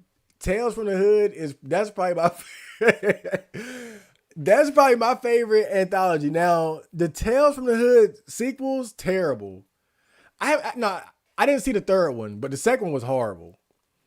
The second one was just woke soy shit. But the first one, that first Tales from the Hood movie I would put that in my top 100. That's my favorite horror anthology movie. Well, it had the story about, like, the first one I think was about it was a black man who was a political activist, and he got killed by the corrupt cops, and then his spirit came back to haunt them. And then it had the story about the abused boy who and yeah, he was being abused by his stepfather, and he envisioned him as a monster, and he would use the drawings to fight back. And then there was the story about that white guy, that white politician who bought that house that I think was owned. It was a plantation or something, and it had like the spirits of the slaves and the dolls, but the overarching story was about the drug dealers who went to the funeral home to get the stuff, and then dude, that twist at the end, that shit put the fear of hell in me as a kid, bro. That shit put the fear of the devil in my ass. I ain't even gonna lie. But that's my favorite horror anthology movie. Ichi the Killer. Ichi the Killer. I know that's based on the manga and the anime, but I don't know if I ever seen the live action movie. But I've read a bit of the manga. I think there's an anime, but it didn't cover the whole story, I don't think. But I haven't seen the live action movie, so I can't say. Salem's Lot, another movie where it's every time I put it on, I fall asleep. So that's all I can say. I fall the fucking asleep to that shit. Suicide Club, never seen it. King Kong, surprisingly, never seen it. I seen bits and pieces of it, but I never sat down and watched the whole thing. Final Destination, love Final Destination. I remember when I watched I think it was the second movie, I watched it at a friend's house. And I remember when I left his house, I was looking around, just thinking about all the different ways I could die. Final Destination, the reason why I love it is because it's like a reminder of your mortality. And like just how death could come for any of us at any time. And it's such a simple idea, but it's so effective because even if we're not literally in that situation where we cheated death and it's aggressively coming after us, you still end up thinking about how you could die at any moment, at any time after you watch this. Like it kind of fades away with time and you just go back to kind of blissfully going through life. But I remember when I saw the second one in particular as a kid, it really got me thinking a lot about just how fragile our lives really are. You know, I remember like walking down the street and looking at power lines and thinking, oh, the power line could snap and swing at me and electrocute me to death. Stupid shit like that. Tales from the Hood. The second and third one were terrible. Okay, great. We got a Tales from the Hood fan here. I was worried because a lot of people don't talk about Tales from the Hood. And I get it because when you have like those like it's like with movies like Leprechaun in the Hood, anytime you put hood at the end of it, like some type of horror movie, it tends to be pretty shitty. I'm not gonna lie. Leprechaun from the Hood, Leprechaun goes back to the hood. I think they had like a anthology horror movie hosted by Ice-T. I think they had one that was hosted by Flavor Flav. Like a lot of times, like just those like cheap black horror movies they're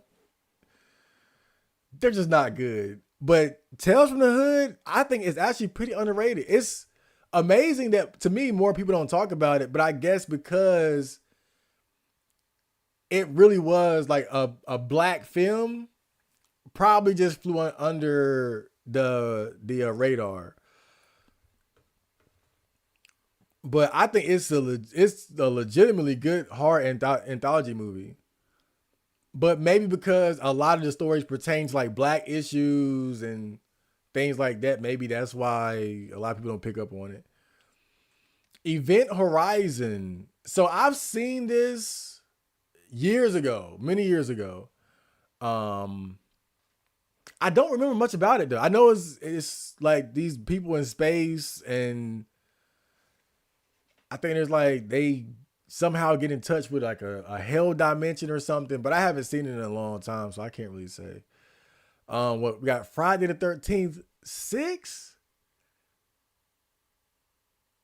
That's that's a weird pick. This is the only Friday the 13th movie on this whole list. Why would it be the sixth one? Why would it be you would think it would be the original. I wouldn't put nah, not over there.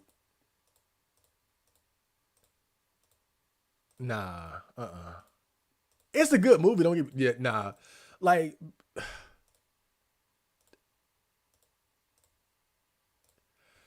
this is it's a good movie. It's a good horror movie. But I think for me, I stopped liking Jason as much when he became the immortal Terminator zombie. I like Jason more when he was just a retard in the fucking backwoods somewhere. But it's a good movie. It's a good movie. I think I'm more so just upset that they picked this one out of all of them to be on the list. I would think you would put the first or the second one up there before this one. So I don't know. That's weird though. So let's wrap this up. We got Santa Sangre. Never seen it. Black Sunday. Decades after being executed for witchcraft. Nah, nah, nah. I wouldn't. As far as like those Barbara Steele horror movies, I put Nightmare Castle over Black Sunday. Raised with the Devil. Never seen it. Satan's Triangles. The Chain. Okay. I have seen the Exorcism of Emily Rose. All right, so that was the top 100 list. It's like the further they got into it, the less movies I had seen. Flavor Flav and Snoop Dogg tried to make horror anthology. Yes, and see, because of that, people not gonna give Tales from the Hood a chance, man. Snoop Dogg made Snoop Dogg's Hood of Horror, and Flavor Flav made Nights. All right, that's what they were. And see, they fucking it up for Tales in the Hood. People gonna look at that and be like, well, I ain't gotta watch this bullshit. It's gonna be just like that. Tales from the Hood was dope though. Let me look it up real quick. Let me look this up real quick. Oh Lord. Tales from the Crypt. Tales from the Hood. What is it rated? It better be rated at least a 6. 6.6. I'm proud of you guys. I'm proud of you guys. You're invited to share their secrets. I've been waiting for you boys. You're invited to share their tales. Unless, of course, you're scared. Tales of madness. Of revenge. The dolls don't want you there. They want reparation. Of horror. He thinks he needs to kill the monster. Now, your most terrifying nightmare and your most frightening reality. Whew, okay. I'm surprised it actually got a fair rating. I thought it would probably get like a 5 or something, which ain't too bad for horror, but nah, they gave it the respect it deserves, man. They gave it the respect it deserves. It had a great cast too. Dude, David Allen Greer, it's a shame that he never got into doing drama. Cause he was scary as fuck as the stepdad in this movie. He was terrifying. His talent was really wasted on comedy, bro. I'm sorry. He was scary as like the evil stepdad in that one story, bro. Like to me, that's my favorite David Allen Greer role. He really wasted his talent doing fucking comedy, bro. He was so much better as a terrifying stepfather. All right, that was the top 100 list. Man, the ending gave me chills at the end. This ain't no funeral home, man. And I think I was a kid when I saw that. I was a kid, like probably single digits. And so I'm sitting there, watching the ending. Like it's one of those endings. It put the fear of God in you, bro. I'm not gonna lie. It put the fear of God. It put the fear of God in you for real, man. But great movie, definitely a great movie. So I wanted to quickly look at the top 10 best creepy pastas of all time. And so they got a quick uh, um, explanation of what creepypastas are, if you guys don't know. So to people who don't know what a creepypasta is, let me explain. A creepypasta is a short story posted on the internet designed to unnerve and shock the reader. I looked high and low for the best of the best, and here they are. Let's begin. So I first heard about creepypastas probably on 4chan. I think on the B board actually. They probably get, or those types of threads probably get more traction on X, but that's where I first heard of it. And I feel like I never really like took a deep dive into like the creepypasta world. In fact, they have like a subreddit where people actually try to create like their original creepy pastas and things like that. And probably not too entertaining, but I want to just go over some of the more popular ones. So number one, they have Jeff the Killer. Jeff the Killer is a creepypasta story often accompanied by an image of a pale face staring directly into the camera with a disturbing smile. The character is typically associated with the phrase "go to sleep." It is one of the most recognizable and widely shared figures in the online horror community. So his comment says, Jeff the Killer was the first creepypasta I'd ever read. And boy, was that a mistake for the first time. When I read it, my mom and brother were at the park. I am almost never home alone, so I took this as a chance to read something scary. Well, I didn't mean horrifying. When I first read it, I stood there thinking this isn't scary, and then turned to Jeff Returns. That's where I started to get freaked out. I immediately shut off the computer and ran into my bedroom, taking my 3 dogs with me. 2 of which were very large guard dogs. Then I turned on children's TV and read some romance novel. Anything to get my mind off it, because the more you think of it, the more it haunts you. All right, that makes me want to go check it out now.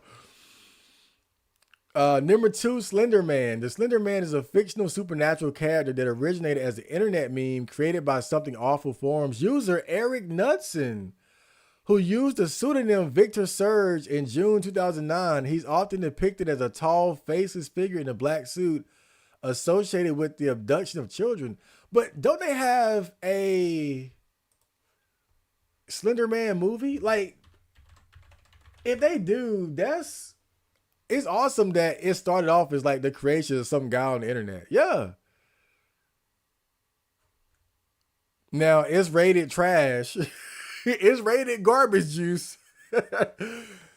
Oh no. Oh no. It's rated a 3.3. But still, the fact that some guy on the internet came up with it and it became a full movie, that's great. Dogscape is a disturbing, creepy pasta. Wait, the fuck is Dogscape? It might be on the list, but let me see.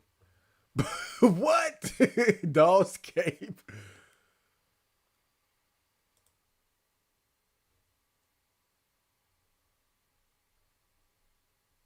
Dogscape. One day I might have to just like I don't know, pick a day. Because the problem with most creepypastas is that they're so long. Like, there's no way I could cover them on a regular podcast. Like, I would have to probably dedicate a podcast to going over it. But we got a creepypasta wiki here, so I'm a bookmark this. I'm gonna bookmark this because we might go over some of these one day.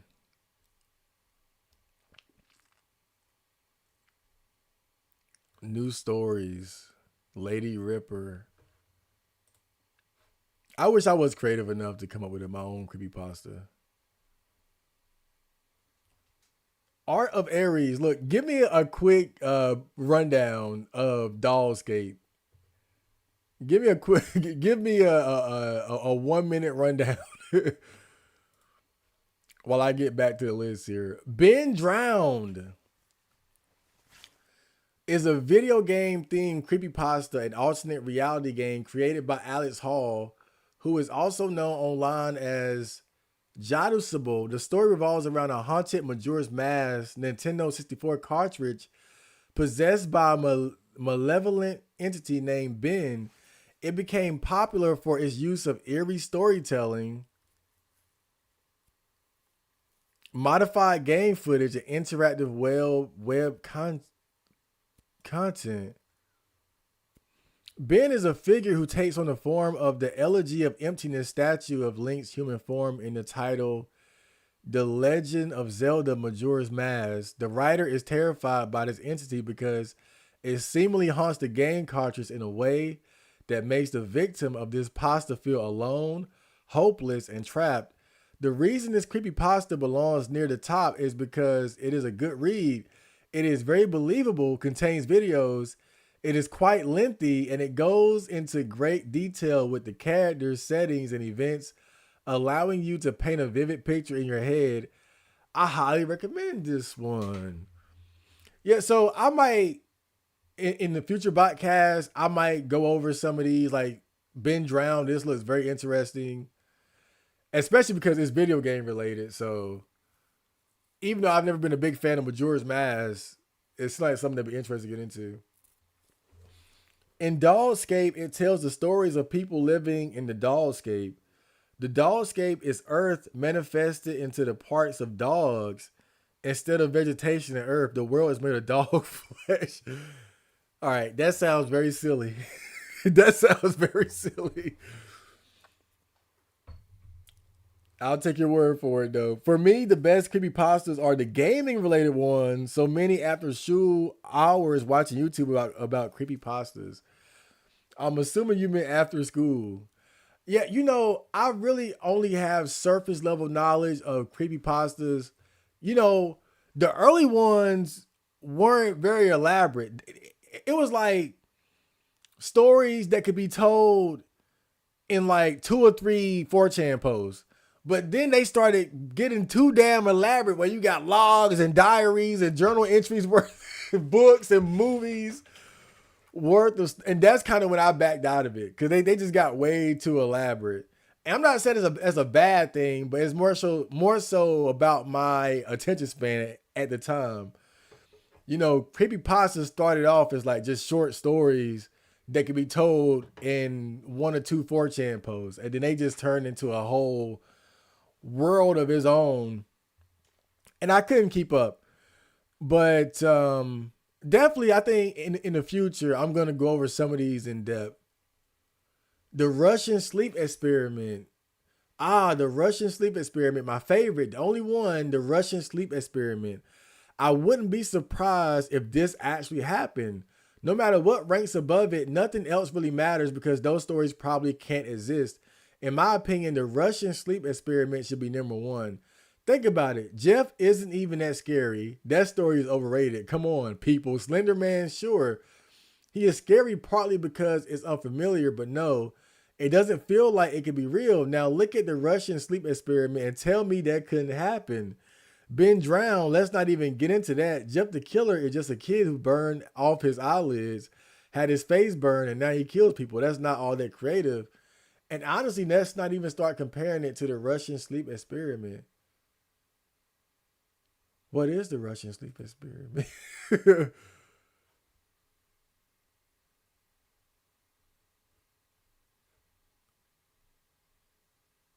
Jeff the Killer 2015. NES Godzilla creepypasta. The deaths of Leela and Raymond Howard. But for my money, what really creeps me out has always been like unsolved mysteries and like stories of people disappearing without a trace, or people being killed in violent and grotesque ways, but the killer never being found. That's what gets me. Like stories of people just seemingly vanishing off the face of the earth. To me, because it's your imagination runs wild about what could have been, what could have happened to them. You don't get that closure of finding the body or finding the killer. That's what creeps. Nothing creeps me out more than that. That's even horror movies don't do it for me like that anymore. That's what creeps me out more than anything. Dogscape is nasty as hell. Instead of water, people drink dog drool and dog milk. The rocks had dog teats. So it's just about gross stuff. It's just grossness. I'm not saying that it can't be interesting, but it sounds sillier than anything else. One movie that scared me as a kid was Fire in the Sky. Fire in the Sky. What the fuck is that? I don't think I've ever heard of that. Fire in the Sky, 1993. 6.5 on IMDb. An Arizona logger mysteriously disappears for 5 days in an alleged encounter with a flying saucer in 1975. So you brought that up because I talked about disappearances. Oh, his coworkers endure ridicule and contempt as they are wrongly accused of murder. That's like it's based on a true story or something.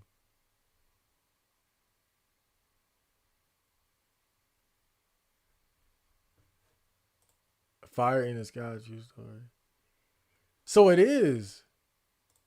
The Travis Walton incident was an alleged alien abduction of American forestry worker Travis Walton on November 5th, 1975, in the Apache Sitgreaves National Forest near Heber, Arizona. It is widely regarded as a hoax, even by believers of UFOs and alien abductions. Walton was employed by future brother-in-law Mike Rogers on a federal contract.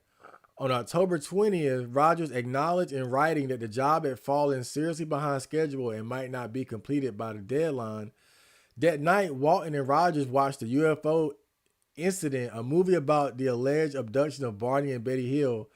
After the broadcast, Walton reportedly discussed the possibility of being taken aboard and flying a saucer. Well, this is sketchy.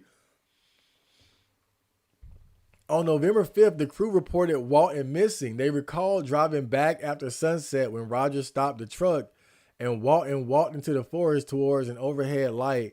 Walton was illuminated by a beam of light and Rogers drove away with the others. Police organized search parties that were called off at the insistence of Travis's mother. After 5 days and 6 hours, Walton called his sister from a phone booth in Heber. Walton sold his story to tabloid The National Enquirer, which published the account and awarded the crew a $5,000 prize. In 1978, he wrote The Walton Experience, which was adapted into the 1993 film Fire in the Sky.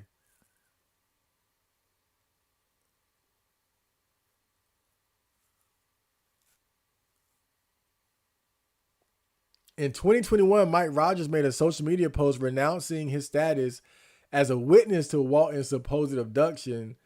After 2021 interviews with Rogers, researchers proposed that a nearby fire lookout tower and a spotlight were used to create the illusion of a flying saucer shining a beam of light on Walton. He looked like he lying too. Look at him.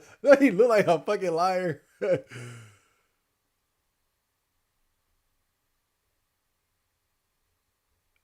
He caused all look.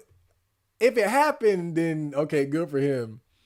But look at the fucking drama he caused. Like you see an alien abduction movie one night and like, I'll try it. Let me see if I can do it. And then people just buy into it. You know, sometimes I fantasize about the stupidest shit. And I ain't gonna lie, I've had fantasies about being abducted by aliens and like being able to come back and tell people about it and nobody believing me. But having like enough evidence to where some people would. Probably one of my dumbest fantasies. I better not think about that too much though. You don't it's one of those things where you don't really want that. Right? Be careful what you wish for type of shit. Squidward suicide. The reason this creepypasta is scary is because it is hard to disprove. The SpongeBob crew all say they saw it. If you don't know the creepypasta, it goes something like this. The show started off normal with Squidward playing his instrument at a concert. The audio and video start to not match. However, it was quickly fixed. After playing, however, people start booing even SpongeBob, whose eyes look extremely realistic. If you watch SpongeBob, you probably know this is unlike him.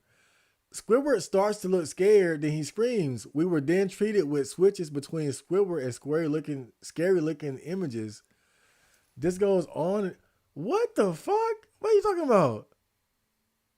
It's hard to disprove. What do you mean it's hard to disprove?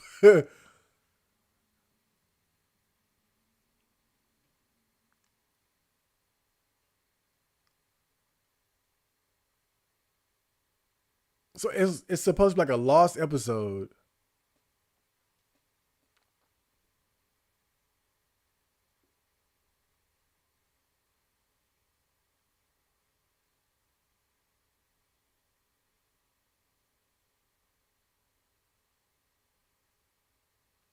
What?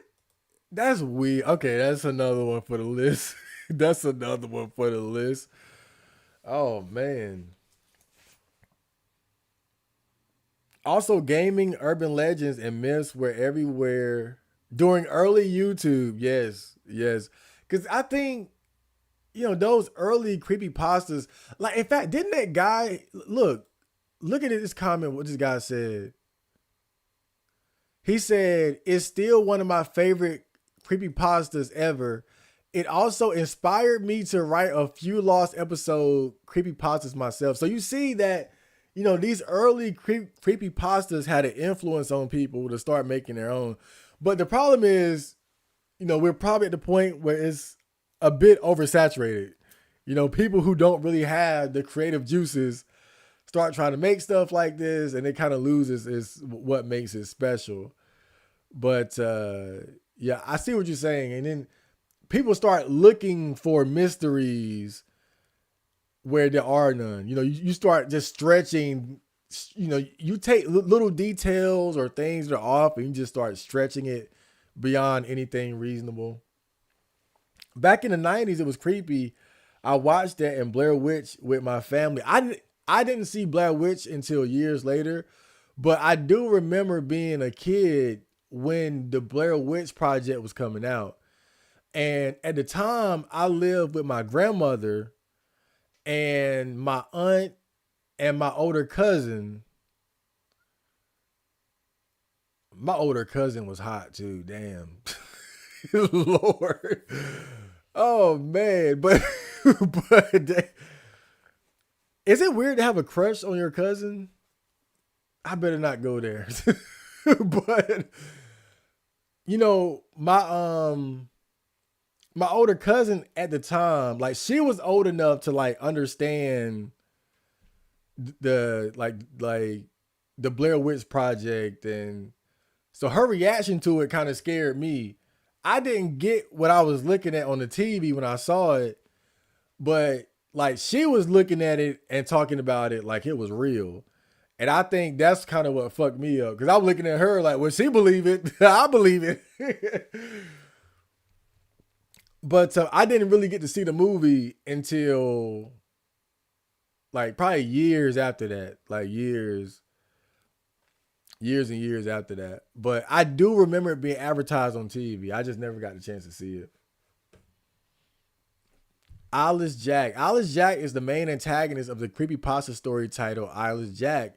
He is portrayed as a mysterious, faceless humanoid figure who wears a blue hoodie and black pants. Hit the mic. His most distinctive feature is his lack of eyes with dark, empty sockets. Instead, I see. In the story, Eyeless Jack is known for removing organs from his victims while they sleep.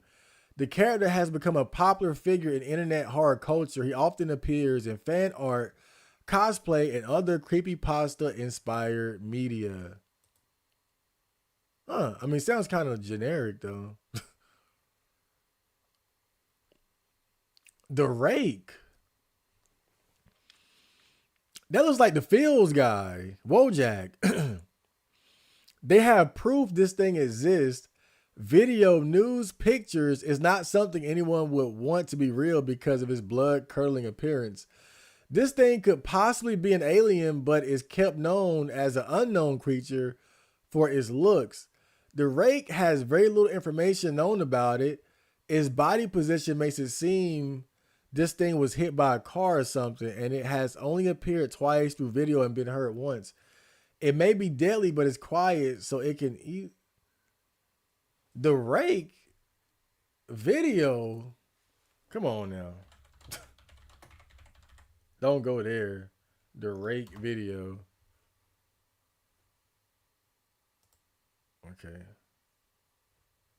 Take the next step in treating your moderate to severe ulcerative colitis with Entyvio, the only gut-focused treatment for UC that helps block inflammation in the gut and works right where you need it. Now is the time to talk with your doctor about the results you want. That ad just completely killed the vibe. I don't have ad blocker on this browser, by the way. This is my safe browser where there is no porn, so.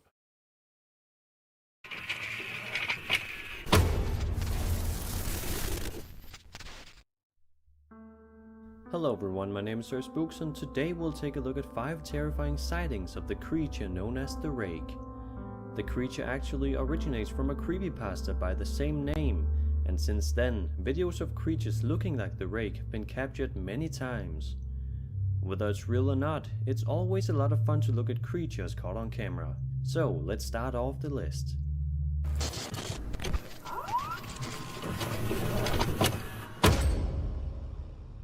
This footage taken down in sewer pipes shows a creature looking eerily similar to the Rake. Mike Wood, United Utilities Regional Wastewater Network Manager, said that several of their employees had reported sightings of some kind of animal.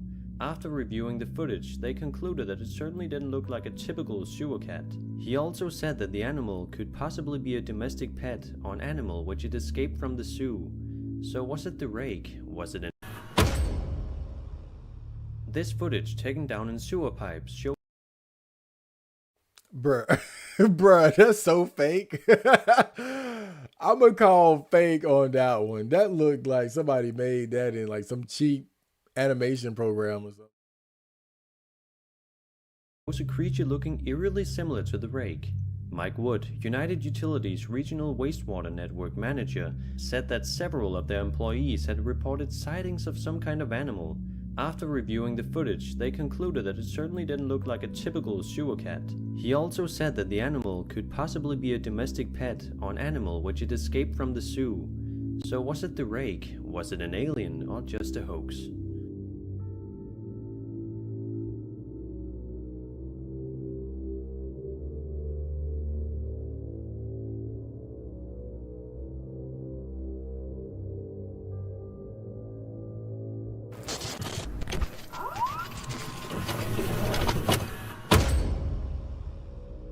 The origin of this clip is unknown. It appears to be filmed by a woman and possibly another person sitting beside her. She's sitting in a car, seemingly awaiting something to happen, when suddenly a creature pops up. Take a look.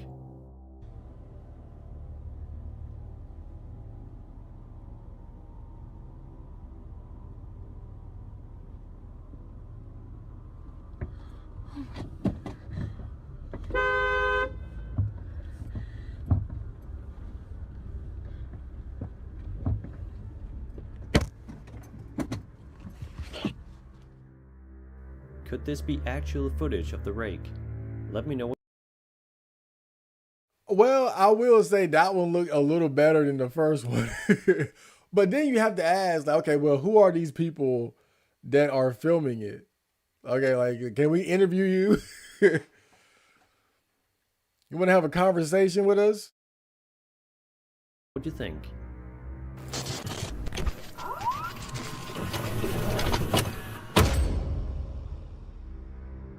This footage allegedly shows an alien, or the rake, walking around a graveyard. The person holding the camera seems to be holding the camera quite steady as the creature slowly walks by, looking directly at the camera.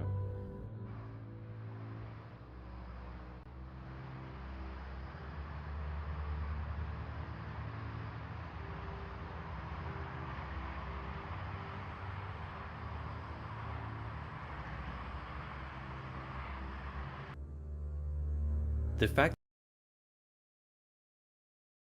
Okay, now, now look. That creature looks pretty creepy. Looks pretty creepy. But this is the problem, right? This is my problem with these clips, bruh. How the hell in the 2010s, 2020s, whenever this video was filmed, why does it look like a VHS recording camera? Why does it look like one of the cameras where you put a blank VHS tape in it, like me and my friends used to have, and you film it on a VHS? Bruh, come on. Like, that's how, for me, that's how you know some of these are fake. When they have like the fucking VHS aesthetic, the lo-fi aesthetic. Because really, they're just trying to, like, you're concealing. In my opinion, I feel like when it looks like that, you're trying to conceal aspects of the video that would give it away as fake. When it's filmed in low quality, VHS aesthetic, lo-fi, it's easier to hide the fakeness. You know, because it's low quality video. It's just like the original Bigfoot video. It's like shaky, it's far away, it's low quality. So it's like you gotta squint to see. And I feel like whenever you see stuff like that, it's inherently sketchy. It's inherently sketchy because, like, especially now, if this was filmed in the 70s and 80s, okay, then it'll be scary. But in the 2000s, when everybody got an HD camera on their phones, and somehow you got this VHS style footage of a monster. Ad blocker, Chad, you're torturing us. Please add it. Ad block. Oh, it's about earlier. Yeah, but see, I don't really use this browser. I'll add it because this is the browser I use when I'm doing like live streams because there's no porn up here. Clip is so short and that it ends abruptly has led to people calling it a hoax, but who knows? Once again, the origin of the clip is unknown. The fact that the clip is so short and that it ends abruptly has led to people calling it a hoax, but who knows? Once again, the origin of the clip is unknown unless any of you can figure out where it comes from. After looking for a while, I could not find the source of the clip.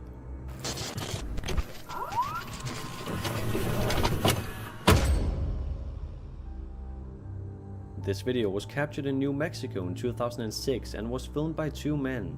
It takes place in the middle of the night.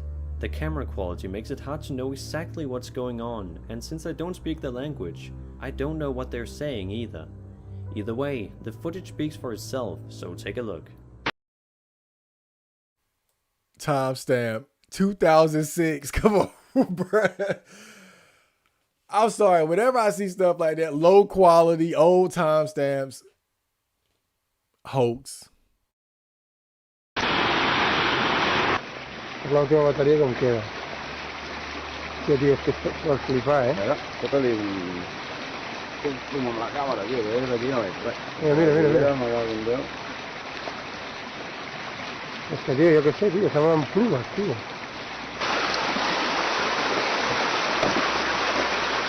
Veus o no?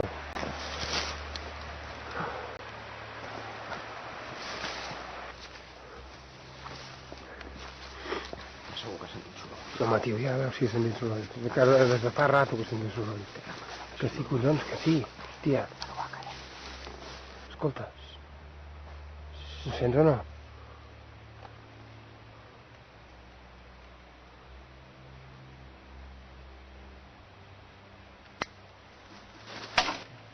Puta, tio. Va, corre, hòstia, va!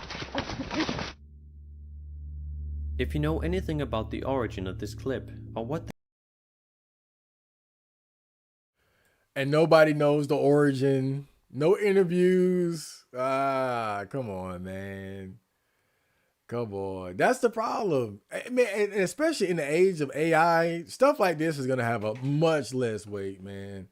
Because you're gonna be able to make shitty little lo-fi clips of finding creepy monsters in the woods with ease. Like now everybody can do stuff like this. And so that's the bad thing about AI.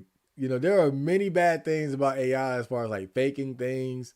But now I feel like stuff like this, you know, found footage or supposed found footage of people capturing monsters or ghosts or aliens on camera, the amount of evidence you're gonna need to prove the validity of these clips is gonna be astronomical now. You know, if you look now, if you see something like that, you gotta run up to him and shoot him dead, and bring the body back home and dissect them and make videos for people to believe you. Like stuff like this, man. AI can make this now. Just get AI to make something like this. Put a damn 2002 timestamp on it. Lower the quality by like 60%. Put the VHS filter up there and you got it. they're saying, I'd love to know.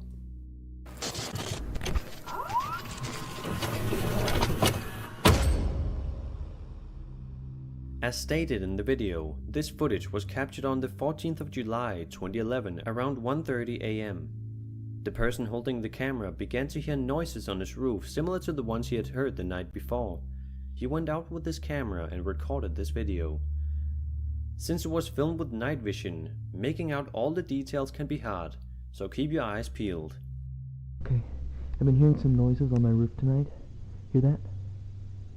Hear that? Yesterday I heard the same thing, but I didn't want to come out. The camera wasn't charged. I can hear something. I'm sorry, but I see these damn videos where the damn bit rate is 27 kilobytes a second. I can't. I can't take this shit seriously, bro. Not in 2026. I mean 25.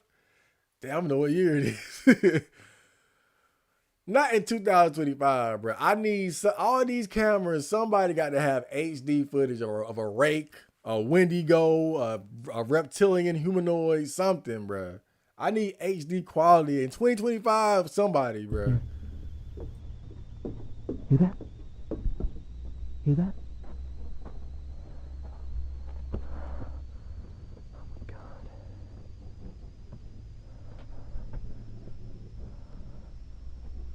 Gotta climb on them.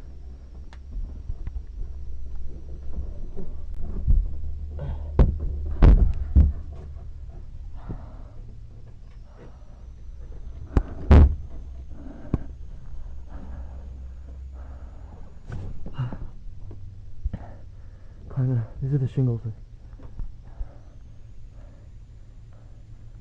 Hello? Oh my god!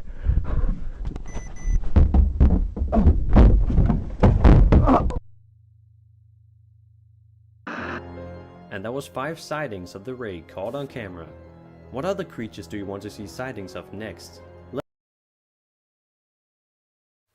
hoax. Hoax. But it looked good. It looked good. You know, maybe I'm being a little bit too judgmental though, because if I was filming, especially like at night alone, and I saw some shit like that, I probably wouldn't be able to keep my composure. Not enough to just sit there and be like, I got a rake. Let me keep the camera steady. I'm gonna be steady dead. So I can't really blame the reaction, but I'm just saying, man, at some point somebody gotta just hold the camera and be like, let me follow this thing. Let me get closer. Like, somebody gotta not be a pussy about it. Somebody gotta just be like, look, I gotta see what the fuck this is. But will that ever happen? I'm not sure. Will it ever happen? I'm not sure. Hold on, let me I'm trying to do something real quick.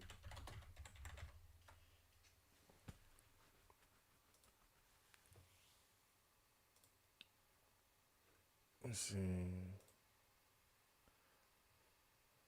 Ooh.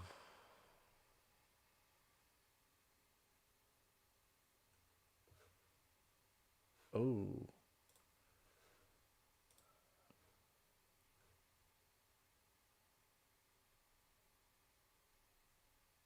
Huh. Hold up.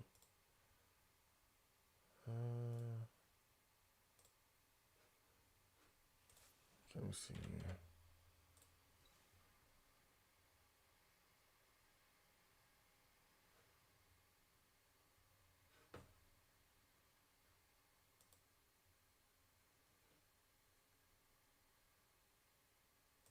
Okay.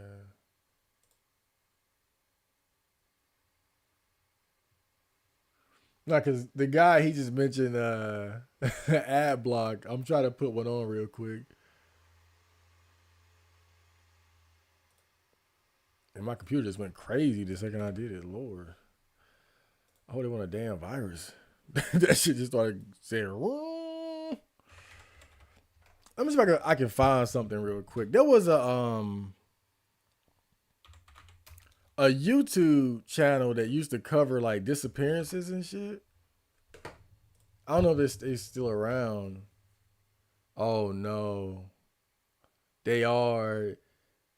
I mean, I don't even say no as in like it's a bad thing, but this guy has some creepy fucking videos. Oh man.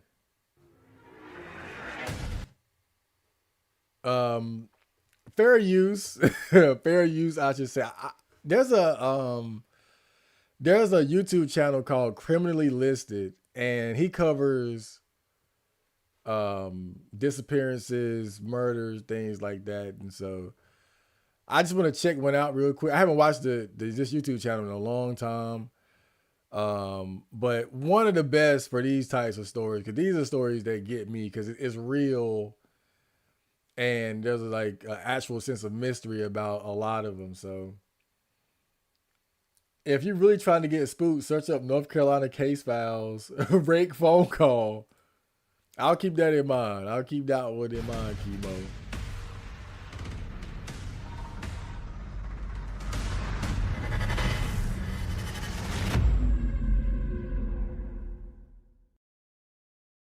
I wonder if they still have the same guy doing the narration of these videos. Number 3, George Hubert Greenshields II. They do. This guy, his voice has always been funny to me.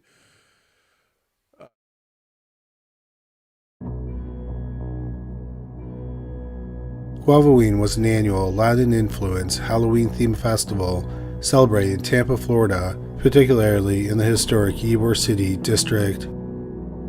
For decades, it was held on the last Saturday of October. In 1989, it was held on October 28th. That year, 30-year-old George Herbert Greenshields II attended the event. Greenshields was an Army veteran. He had served for 3 years shortly after completing high school. For Halloween 1989, Green Shields went dressed as the Joker. Tim Burton's Batman was one of the biggest movies of that year. What is known is after the festivities, Green Shields returned to his Tampa apartment where he lived alone. Neighbors said that they saw him on Halloween Day, but at some point that day, he seemingly vanished into thin air. His mother went to his apartment and found nothing unusual. All his clothes and jewelry were at home, as were his keys. His vehicle was parked close to his apartment. The only thing missing from Green Shields' apartment, besides Green Shields, was his wallet. Green Shields' mother, Phyllis Feist, said, quote, "It's like he went to the store and never came back," unquote. 30-year-old George Herbert Green Shields has never been seen since, and it's unknown what happened to him. Green Shields' mother does not believe he chose to disappear.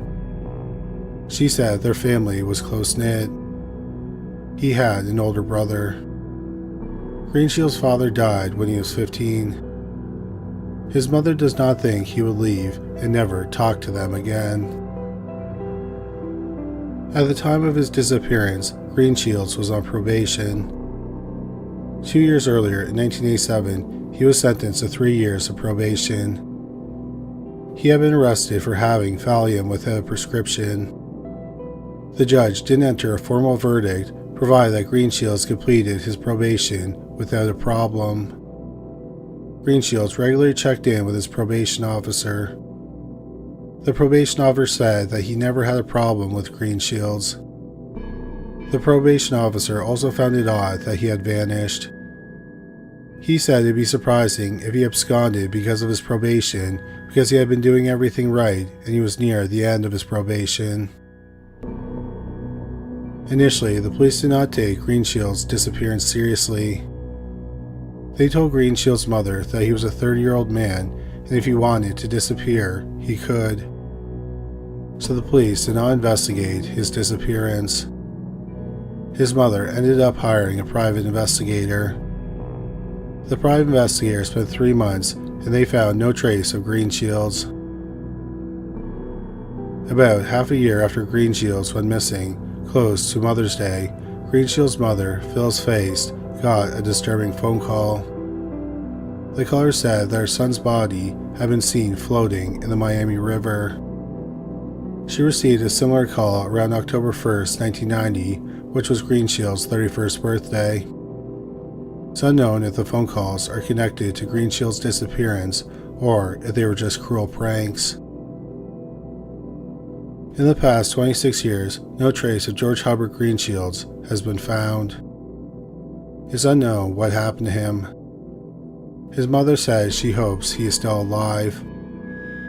If he is alive, he would be 66 years old. Number 2. Dum dum dum. Dude, I could watch shit like this all night. I swear, bro. And then I would not want to leave my room. I got enough snacks and water in my room. But man, just stories like that, that's what gets me. Cause it's like, what the fuck happened to him? Where'd he go? Oh man, it's a fairly new channel that's covered some paranormal stuff in your neck of the woods. Cool. What happened? Where'd he go?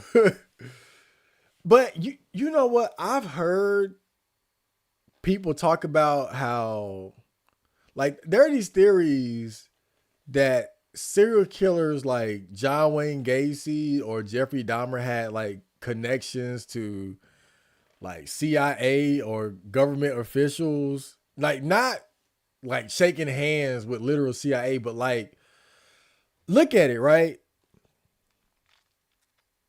If anybody could get away with making someone disappear, who would be the best to do that? What organization would be the best to do that? The government. Imagine CIA or FBI, like that level of government power and intelligence, deciding let's kidnap children. And I'm not saying whether this is true or not. It's just, this is a theory that certain government powers are involved in disappearances and things like that, like unsolved mysteries, like people disappearing without a trace. Who would be in the best position to pull that off? The government. Because just look at it like this, right? Let's say a 13-year-old girl disappeared. The CIA or the government, they would have the authority to go to the local police and be like, we're taking over. This is our case now. We're going to use all our resources. And just don't even, just don't even really invest. And part of it, one of the theories involving John Wayne Gacy was he was basically saying that he wasn't working alone, that he was a part of a larger pedophile kidnapping ring, and he was pretty much the patsy or the fall guy. I haven't researched this theory extensively, but I've just kind of seen it, in passing, just, going through the internet, seeing people talk about different things. But it just put the thought in my mind as far as if anybody could get away with making people disappear, it would be the government. And you already know there's just, people looking at Donald Trump and the whole Epstein situation and the idea that different powerful people in the world of politics, senators, House of Representatives, judges are involved in these pedophile rings, these blackmail pedophile rings. So again, if these types of people are involved in these sorts of activities, and I'm not saying whether they are or they aren't, but if they were, they will be the exact type of people who could get away with these sort of things. If the CIA woke up and said, let's kidnap children and get away with it, they could do it. And it's kind of scary to think about that. It's scary to think about what if the government was using its power and its resources to do stuff like that? Because they could do it and get away with it. I mean, even an average person could do it and get away with it. But if the government was doing it, you definitely had no chance of catching them. Because you're looking for them to catch themselves. And that rape phone call recently went viral. Okay, let me look it up real quick. Let me look this up. It is in my hood. It is in my hood. Was it North Carolina? Go ahead and raise up. Case files. It's hard to type with this mic in front of my keyboard. I can't. I said fake. I can't touch type. I'm a hunting pecker.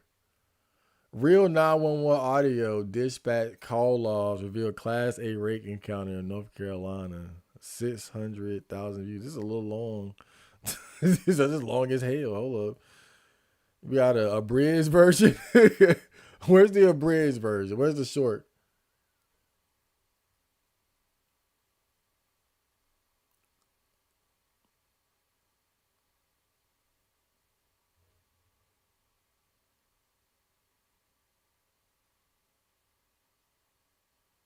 Ma'am, I just turned on my bed light for my truck and there's something in my bed. Okay, sir, when you say something, what do you mean? I just knocked it off of the bed of my truck and went over my roof. Okay, what was it? According to the CAD notes and the deputy reports, this thing jumped into the back of his pickup truck and began to actually beat on the top of the cab of his truck. You could actually hear something beating on the top of the truck. The caller stated that it was beating and scratching on the top of the cab of his truck. He actually stated that he was able to engage his bed light and was able to somewhat identify this object that was in the back of his truck. At some point, he was able to slam on his brakes, and the force of inertia actually threw this thing out over his hood and onto the highway, where this thing stood up in the roadway, made its way to the wood line, and disappeared in the woods. Ma'am, I just turned on my bed light for my truck and there's something in my bed. It is very hard to listen to that call to that 911 tape without becoming somewhat unnerved. It actually bothered me the first time that I heard it.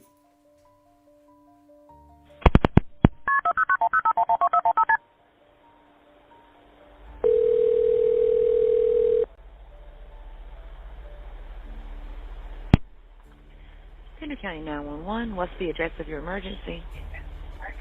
I'm driving on 210. I just crossed the Black River and I thought I saw a guy standing on the side of the road bleeding.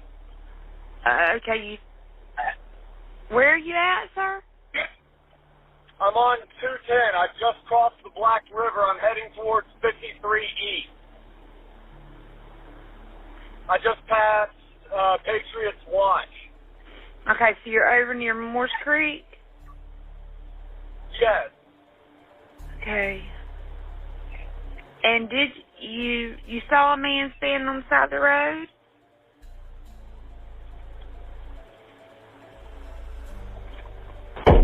What the? What was that, sir? That's not human! That's not human! Sir, are you okay, sir? There's something in the bed of my truck! Okay, what's in the road? No, it's not in the road, it's in my truck. In the bed. There's something in the bed of your truck? Yes, ma'am, I just turned on my bed light for my truck and there's something in my bed. Okay, sir, when you say something, what do you mean? I just knocked it off of the bed of my truck and went over my roof.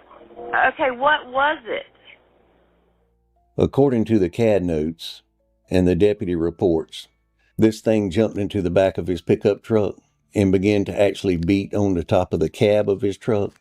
You could actually hear something beating on the top of the.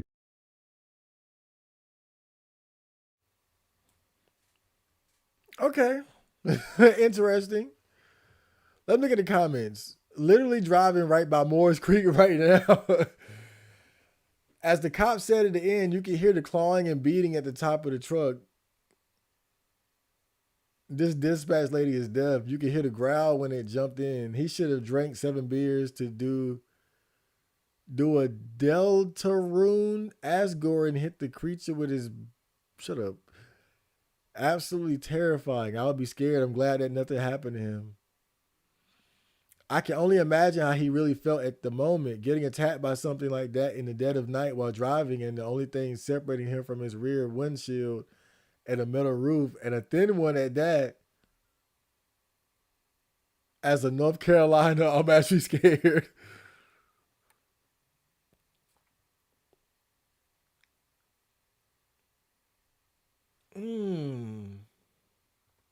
I mean, it's interesting, but it's hoaxable. It's hoaxable.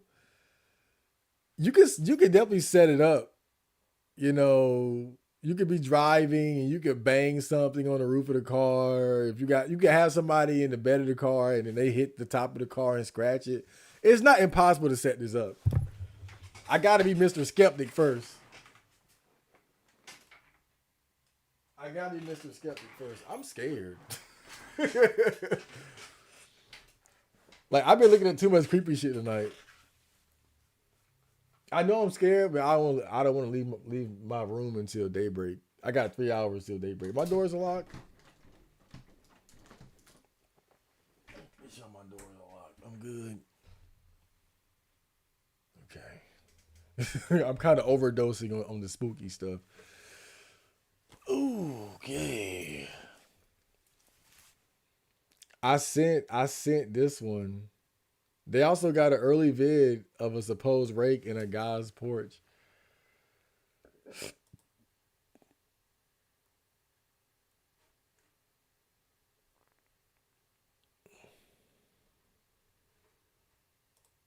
Pender County, North Carolina, a place known for its down-home hospitality, rich history, and scenic coastline.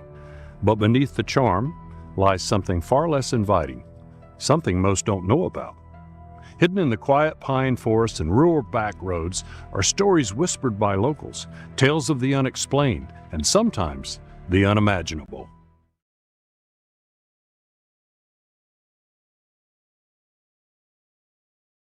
Today we're in Curry, North Carolina, and this ordinary stretch of road, Highway 210, it was once the setting for one of the most unnerving incidents ever reported in the county's history.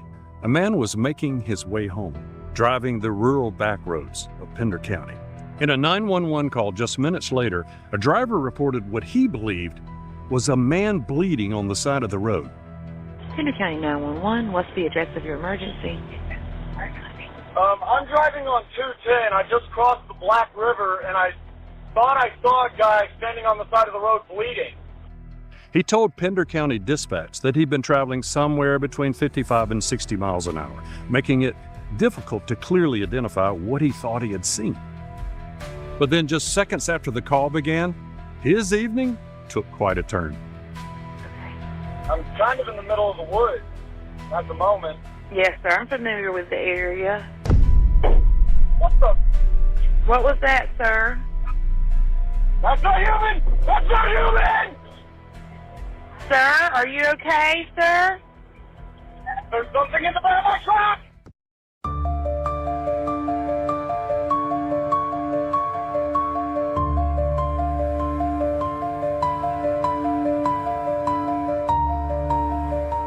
Pender County is a vast, big county.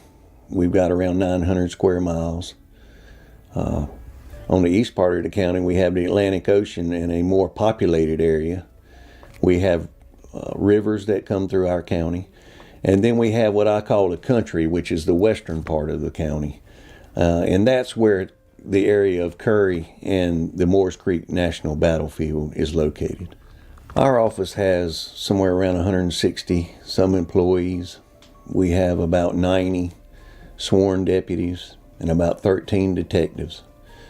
Our office is just like other sheriff's offices. We're responsible for 911 dispatch, the jail, court security, and the service of civil process.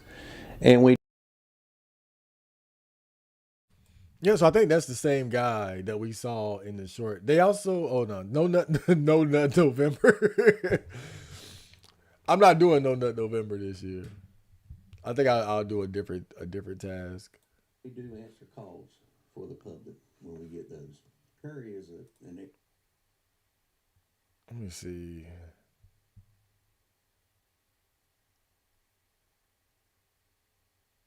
So this must be the guy that it happened to. Let me see here. I'm about to interview the young man that was driving the truck the night of the frantic 911 call. T, finally I get a chance to meet you. I got to tell you, I heard the 911 call a couple of months ago, actually. And it's been a little bit of a challenge to, get the sheriff's schedule, my schedule, and finally now we've got your schedule all worked out so that we can talk to you and get you to tell your story. Obviously, we're not going to share your name or your face. Totally understand that. But after talking with you, skeptical. I just saw a damn alien creature, but I don't want to show my face or my name. Well, I don't know. Maybe he'll be afraid that the alien will see him on YouTube and be like, oh, this nigga snitching. I'm going to find him and get him. Clearly, your voice is the voice that's on that 911 call. So if you would, just start wherever you want to. We want to hear the whole story. So, take as much time as you need. I guess I'll start from the beginning of the trip. I was coming up from Florida to visit my family. At the time, I was going to a trade school down there, and when I was driving up here to where the incident occurred by the battlefield, it was already easily well into the morning. I wasn't looking at my phone. I just know it was pitch black outside, and it was pitch black. I couldn't see the moon, stars, nothing, just barely the road through my headlights. And I had my window down because the AC wasn't working the best. And as I was coming around, there's a massive right curve right there before you cross the Black River. And then after that, you have the battlefield. So on that massive black curve, as I'm coming around, I had just started the curve, and I was about a third of the way through it, and I look over into the ditch on my right because I caught a quick glimpse of something, and as I take a further look, it looks like there's I'd say probably a 30-something-year-old man standing in that ditch wearing what looks like an old Civil War uniform, just covered head to toe in blood. And the uniform was torn as well. That threw me off because I didn't expect to see it at like 1, 2, 3 o'clock in the morning. Well, I'm calling 911 after I see him to report that, because for all I know, it could have just been a normal guy that was injured and needed emergency help.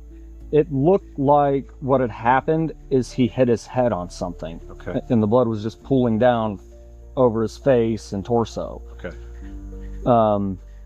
And well, as I was calling, everything seemed perfectly normal. Just quick phone call to 911, let them know, hey, there's a guy out here, and try to find somewhere safe to park so that way I can take them to him. Well, as you know from the 911 call, right as soon as I reported that, I already had my window up at that point. All of a sudden, I heard a massive bang on my truck, and my truck bounced down from the rear, like I was pulling a heavy trailer and I hit a pothole. Wow. And so I'm sitting there going, what the hell was that? Which I'm pretty sure you heard me yell, what the hell? I turned on my bed light, and I looked in my rearview mirror, and all I saw was this white, like snow white face right up against my rear windshield, like it was looking into my truck trying to see what it could see. It had shallow sunken eyes. It had no nose. Just think if you took skin and put it on a human skull and stretched it thin. Couldn't see any ears, just that. And immediately I just started screaming.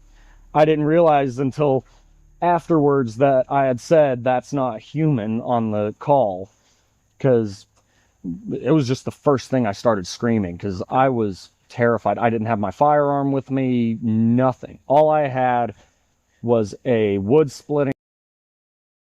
Now, I will say one thing that makes this story a bit questionable for me is that he said that's not human. Like, that's, I'm not gonna say that's like specific, but it just doesn't sound like something that somebody would say in a moment like that, right? It just does. It doesn't sound like, I can imagine being in that situation, like, that's not a human. I'm like, fuck, shit, whoa. Shit.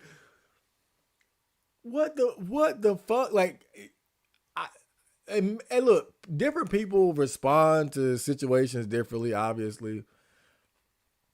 But it's hard to imagine somebody seeing that and the first thing they feel the need to say is that's not human.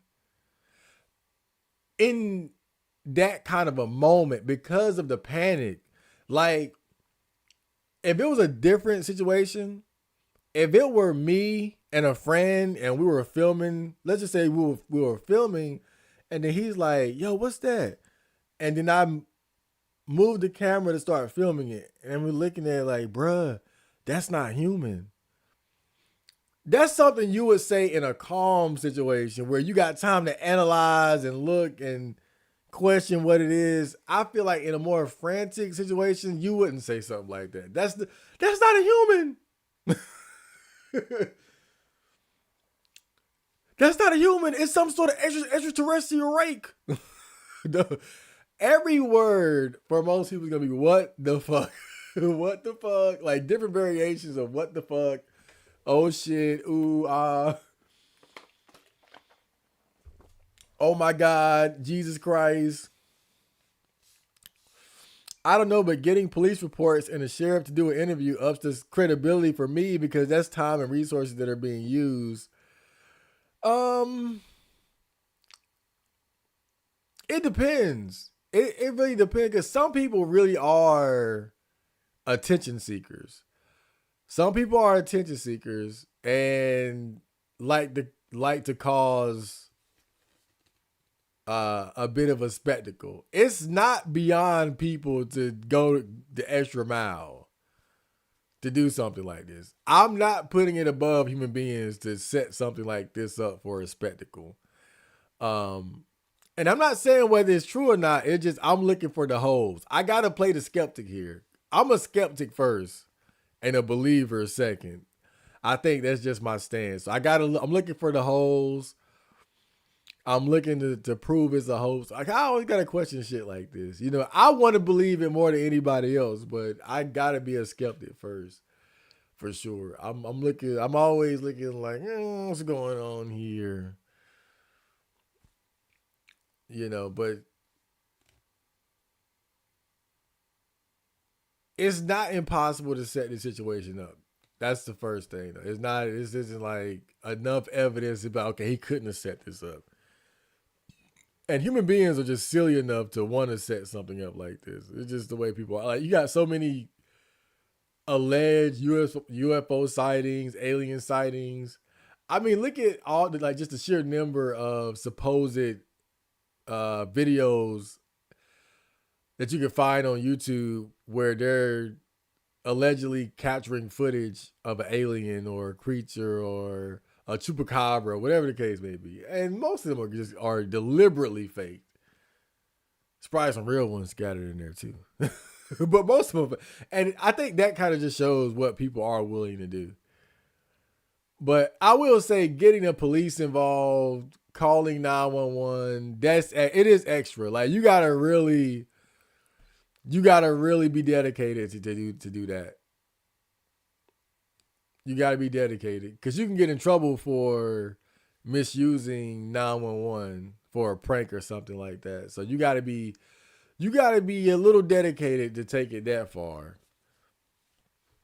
But it's some weird people out here. It's definitely some attention-seeking weirdos out here. So I would never put it above human beings to do something like that. Axe. So that's all I had.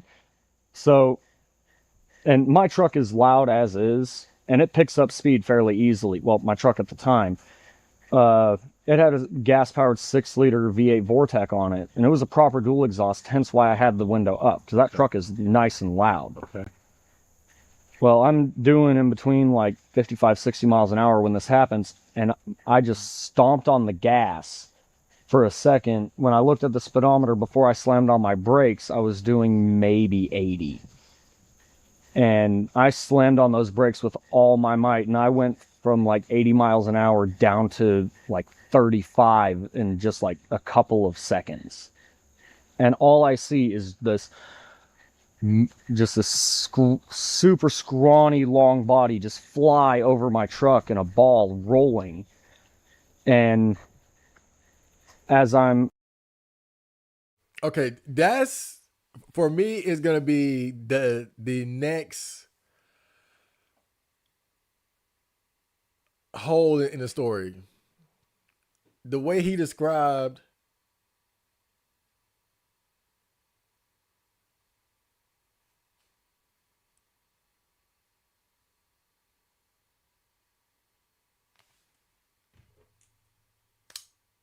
paranoia. The way he described the creature is a little skeptical to me, because why is it always like the same scrawny, like skinny, like it's always something like this, right?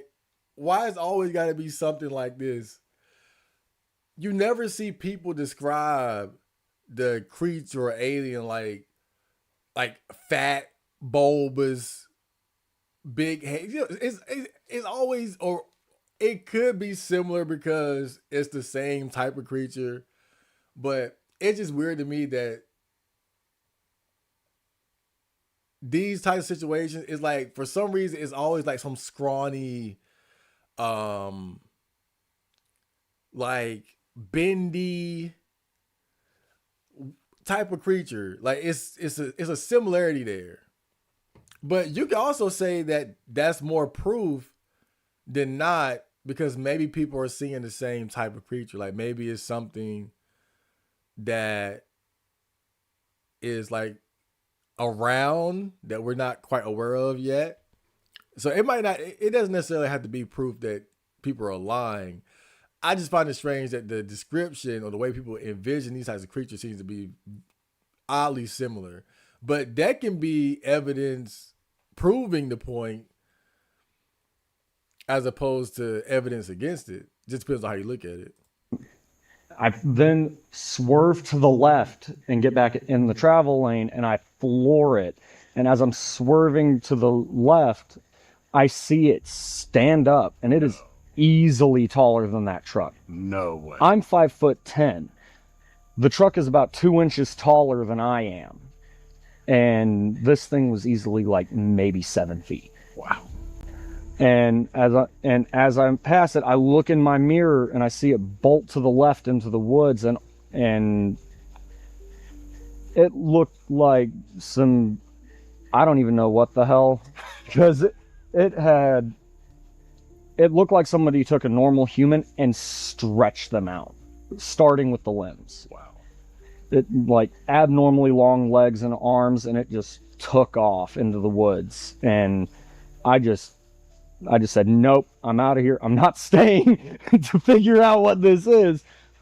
And there's a gas station all the way at the corner where the highway intersects. And I pulled into that gas station. I was doing like 90 all the way to that gas station because that was the only place with any light that I saw. Right. And I just stopped in that parking lot and waited like 10, 15 minutes for state troopers to show up. Well, next thing I know, the state troopers show up at the gas station, and I'm just staring back at that road to make sure that it's not coming back. Right. So I tell them what happened. They proceed to look at my truck, look in the bed of the truck, look on top of the cab, and on top of the cab, clear as day, you can see like it was scratching trying to get into my truck. Really? Or when it initially hit, another way to look at it is when it hit the back of the truck and landed in the bed, like it had latched onto the hood for a second and scraped trying to balance itself. Yeah.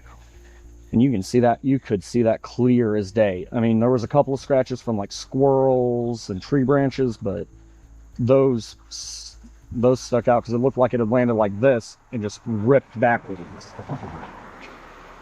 And well, they asked me to take them approximately where it happened. And I mean, when it's the middle of the night and you're going the opposite direction of where you just came, your sense of direction's a little off. Right.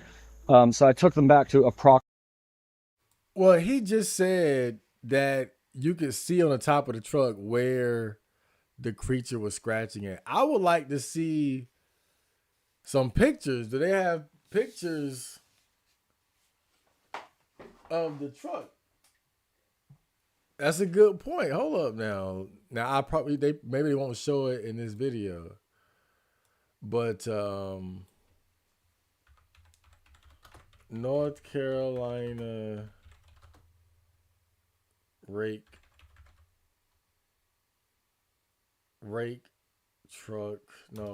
sighting truck. A recent 911 regarding a bizarre sighting has left North Carolina residents buzzing. The call described an encounter with a creature reportedly wearing a Civil War uniform. Local law enforcement is investigating, and tensions are running high as people voice their opinions.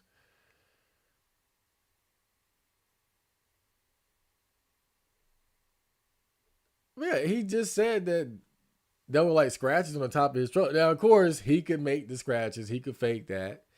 Anybody could fake that. Put a dent in the damn. Look right here. Right? Scratch, dent. It wouldn't be that hard. You probably could have somebody that could figure that out though with technology and things like that. But it's not impossible to fake it. But I would like to see it. Like, why didn't the guy just ask him, can I see that damn truck? Approximately where I believe it was, because I didn't remember any landmarks because I was going from the other way. but there was an S curve, and I think I might have taken them on accident to the S curve, but the incident happened before that S curve because I hit that S curve going about 65 miles an hour, 70 miles an hour. I still remember the jolt of the truck, the fear, everything. I remember pretty much everything just in that one moment. I looked at the truck the next morning. Sure enough, scratch marks are right there on the roof of the truck. What were the reaction of the law enforcement officers that showed up? The law enforcement officers, when they showed up, they were skeptical.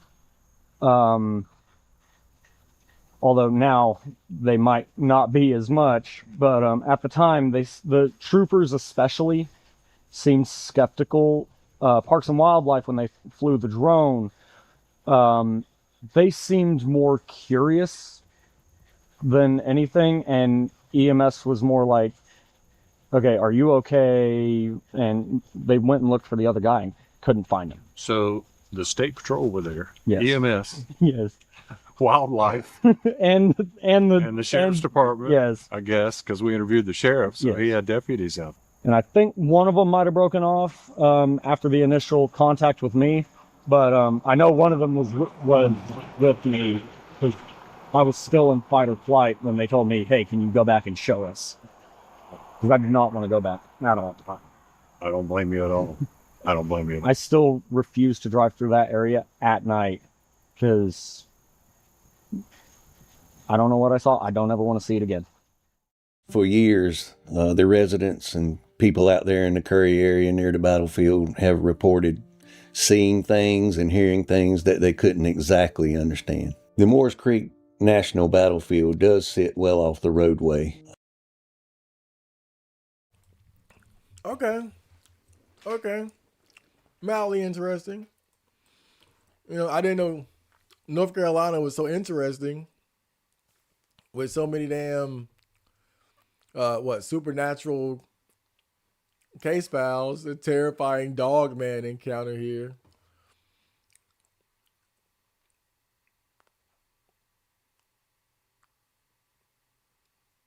The sheriff impressed me for not belittling the man. Well, he sounds like he's aware that there are stories like that floating around the area. But I try to keep an open mind about stuff. Because one thing about the supernatural is like once we discover anything amazing, it becomes normal soon after. If we discover that rakes exist tomorrow, then it'll be amazing to us, but for the next generation, they're gonna just be in a world where rakes are normal. So I feel like we get trapped sometimes thinking that we know everything about reality and existence. Like, oh, this couldn't exist and this can't be real and whatnot. But if you really think about it, we're surrounded by things that could easily be considered supernatural if we haven't already become accustomed to its existence, and I feel like anything can be normalized with the passage of time.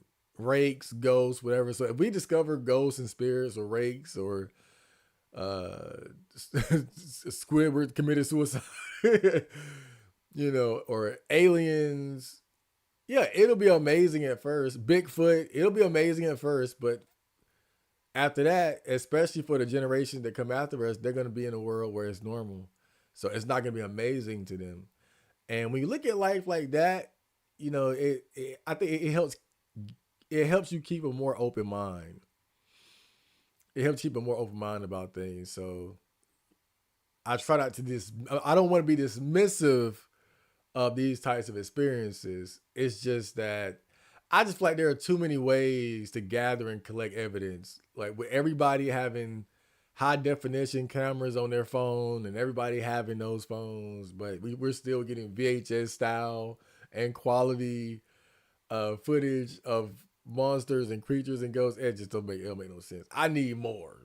If we were in the 70s and 80s, all right, but we in We in 2025 and everybody got an HD camera. I need more. I need more than that. Even with this guy, you need to take pictures of that damn truck, not the license plate. I get it. You want to keep your identity on the down low, but dude, at least take pictures. Why has anybody asked about pictures of the truck or pictures of the top of the truck where the creature allegedly was banging on it and scratching on it? You know, even just simple stuff like that. But you know, when we talk about the supernatural, ghosts or disappearances, mysteries, man, that's enough content for mini Botcast in the future. I think especially going back and looking at some of these creepypastas, that's definitely something I could do in the future. Maybe going more in depth with some of the more like popular or well-known stories of disappearances and mysteries and whatnot. It's a lot. It's a lot we can cover. But with that, that was the Halloween special of the Botcast. I hope you guys enjoyed that. And I will see you probably sometime this weekend. I think I'll do like a video game stream or something this weekend. We'll see. But, yep. Stream over. I will see you guys later. Johnny.